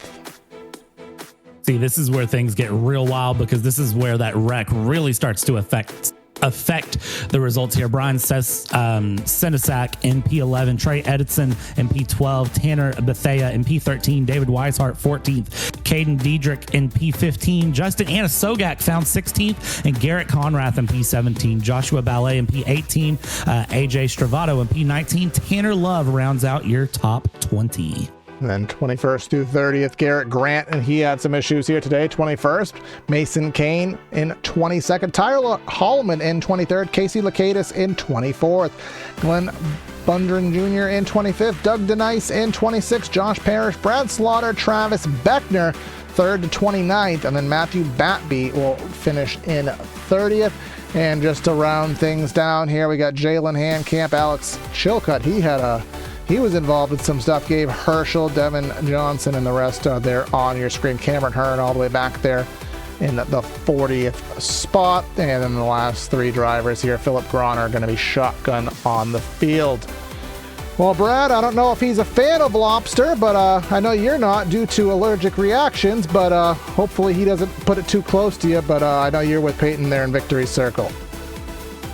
Hey, and pow is what I saw in chat, and that's what I'm going to say now, because you took that 52, you put the rear bumper to the trucks ahead, you took things through, you pushed it, and in the end, you bring home the lobster. How's it feel to have that Toyota in victory lane? Man, that was a badass race. The apron stayed longer than I thought it would. I thought we'd have to move to the middle, but it stayed. I was able to run the bottom. I kind of got loose off of two, kind of choked it, and I was not losing that race. So sorry to Brian, but I'm got to do what I got to do to win the race. Listen, I might be a little bit of a boomer here, and I may just not know all of the best runs here around this track. Explain to me the apron run, because we saw a lot of trucks doing that. We saw a lot of trucks doing mid. Kind of explain to me how that truck was handling so well on the apron. It has a lot of turn. iRacing, when they updated this track, gave it more grip, and not a lot of people knew that. But yeah, they gave it more grip because of the real life race where they ran the apron, and it's been working for about 5 years. I've known how to do it, so this is my favorite track. I told Ben that if we can keep the apron all night, I'm not losing this race. I told him that 4 weeks ago, and we ended up winning it. Landed out 4 weeks ago. I mean, doggone, that's a good way to make a statement then if you said 4 weeks ago you had it. How's it feel here going through, getting the third win of the season, and how are we feeling about Texas next week? I feel good at Texas. It's one of my tougher tracks to win at. I'm really good there, but I'm never good enough for like some of the fast guys. Like I can run top five. That's fine, but I've never won at Texas on Irish, and so it's the only oval track I haven't won at. So, I mean, hopefully we can turn it around and win next week and take that away. Well, that's a stat that I'm going to be keeping in the back of my head here. Peyton, congratulations on the win, man. It was awesome to watch. Again, you had that great run that was fun to watch, and hopefully you can end the dry streak at Texas next week. Real quick, I'd like to thank Adrenaline Captures, Icon Apparel, Florida State Builders, Sport Clips, Nerditudes, HelloFresh, Race Stop Suicide, Blaze McKinney. He runs in Cup and Pro. He made the paint. Paint looks great. Everybody that was watching, y'all for putting on the broadcast. The Carter and all of them, Jacob for putting on the league, and we should go have some fun next week at Texas. Awesome, Peyton. Big congratulations, man. We'll catch up with you next week. Yes, sir. Thank you. Of course, that victory celebration brought to you by Victory Fuel. Choose from caffeine-free flavors like Throttle Punch, Purple Potion, or Lucky Lemon. Each can is packed with electrolytes charged with vitamins and kid-friendly. Get 10% off your order with Area iRacing. Check out them sponsoring that segment. But second place here on the evening, Mr. Brian Mercurio led some laps towards the end of the race, but unfortunately for you, that apron line was just too much, and a little bit of a tap to the back bumper from Howell, and he set sail, man. Was it just you just could not able to figure out that line, or what did you just need that he had? I mean, I think I figured it out around halfway, that sort of that mid-race long run that we had. I started to run him down a good bit. I didn't like the enter on the apron line, but I kind of like running sort of the normal lane and then cutting down to the apron on both corners. And I started to run him down doing that before we got that caution, and then got to the lead there. Didn't mean to get into Travis when I did, and and I was seeing if I could maybe play some games with Peyton, try to take away his line, because I knew he was running that on entry. And when he got into me, he gave me left rear damage, so I was just hanging on for dear life. I was wrecking loose after that. Certainly a chaotic race. These restarts were restarts like I've never seen here at New Hampshire Motor Speedway. From a driver's perspective, though, Brian, obviously this is kind of the first quote-unquote real track of the season. We haven't had any banking, no speed. What does it feel like as a driver to come into a track like this where you're downshifting, you're managing the throttle, you're really having to use your actual skill and, kind of setting the tone with a solid run? Does that kind of give you confidence, as if you needed it, but give you more so confidence for the rest of the season?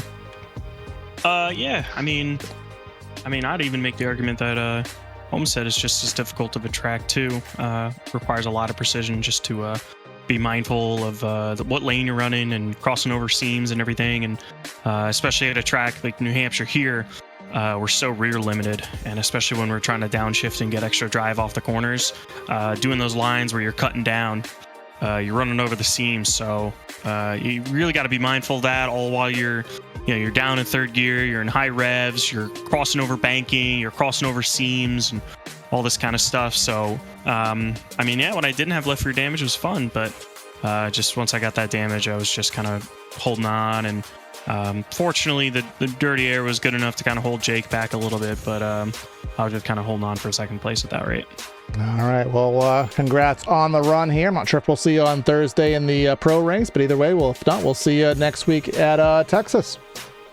Just want to give a quick thanks, if you guys don't mind. Appreciate Rebel Rabbit being on board here as my primary sponsor this season. Everybody else at Coast to Coast Racing and the partners we have this season. More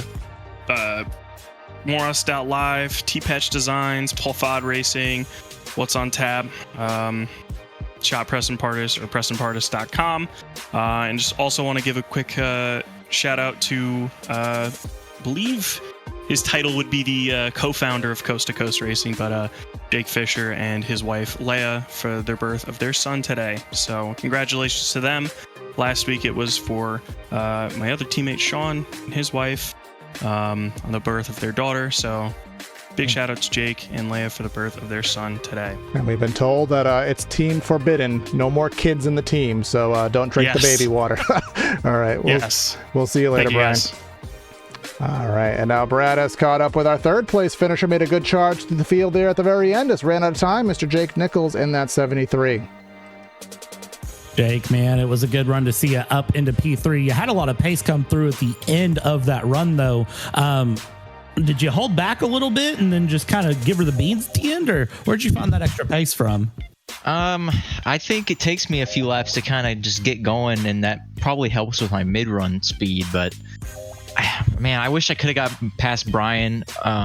We tried once and just didn't have the grip down on the bottom, and I think I kind of just got stuck behind him for too long, and just at that point I was a little too tight, plus a little bit of dirty air. I just couldn't really get off the corner like we needed. But yeah, for the start we've had of 2025, it's been rough. Glad to at least get a good run.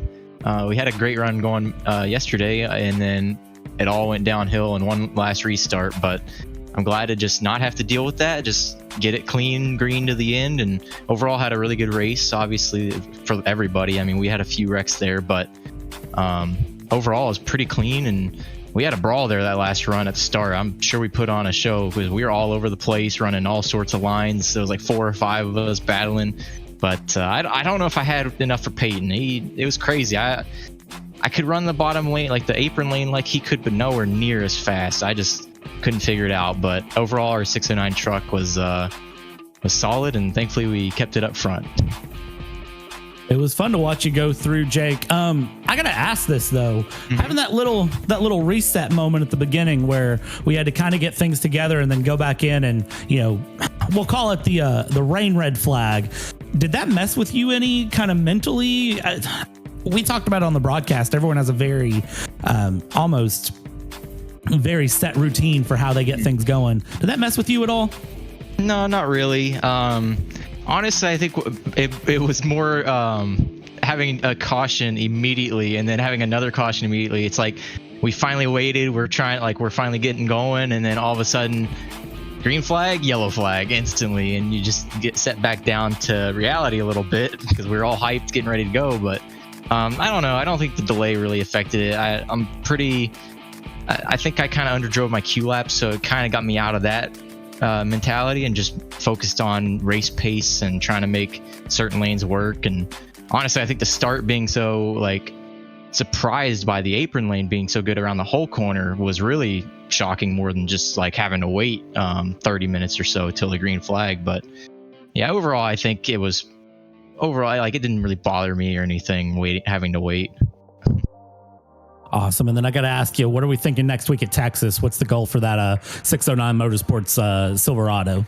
I think we'll run okay. Last season we went green for a little while, and we were kind of okay long run, not great, not bad either, but I think I've gotten a little better at the truck since then. So I would love to see how it's going to go. Maybe try to get clean air and not really have to bother deal with anybody at that point. But it should be a good race. Hopefully we can see more of my teammates up front. They've had bad luck as well. I think this week it's kind of transitioned to them having bad luck rather than Daytona. For me, it was just bad and getting crashed. And overall, we ran good so far this week. So hopefully we trend more like that for Thursday too, since we'll be here as well.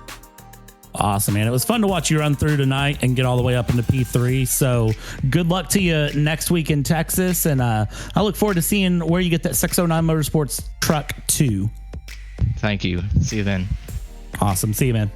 Yep. All right, well, that'll wrap up our post-race show here. Our cameras here today brought to you by Whiplash Sim Cams. You can check their Facebook page out. Get in contact with Andrew Cardinale. See if you can get those angles at home for you. Of course, make sure you like, share, comment, subscribe. Appreciate everybody we have here on PTR TV. If you're on the Twitch side of things, make sure you follow the Area iRacing Twitch. Consider subscribing to them, $5 a month over there. We will be live tomorrow night with the Elbows Out Racing League, and then doing double duty with more Area Pro and Red Sox on Thursday. Brad, any final words before we sign on out? That was a wild race that went in ways that I wasn't expecting. So that was a lot of fun to be here for. Corey, I love these Tuesday night trucks. Trucks just bring something different that I can't explain, and I can't wait to see how the season goes. Absolutely. We'll see what happens, and we hope you are here to join us. That's going to be Corey and Brad signing out of the booth. Have a great night, and we'll catch you next time. See ya.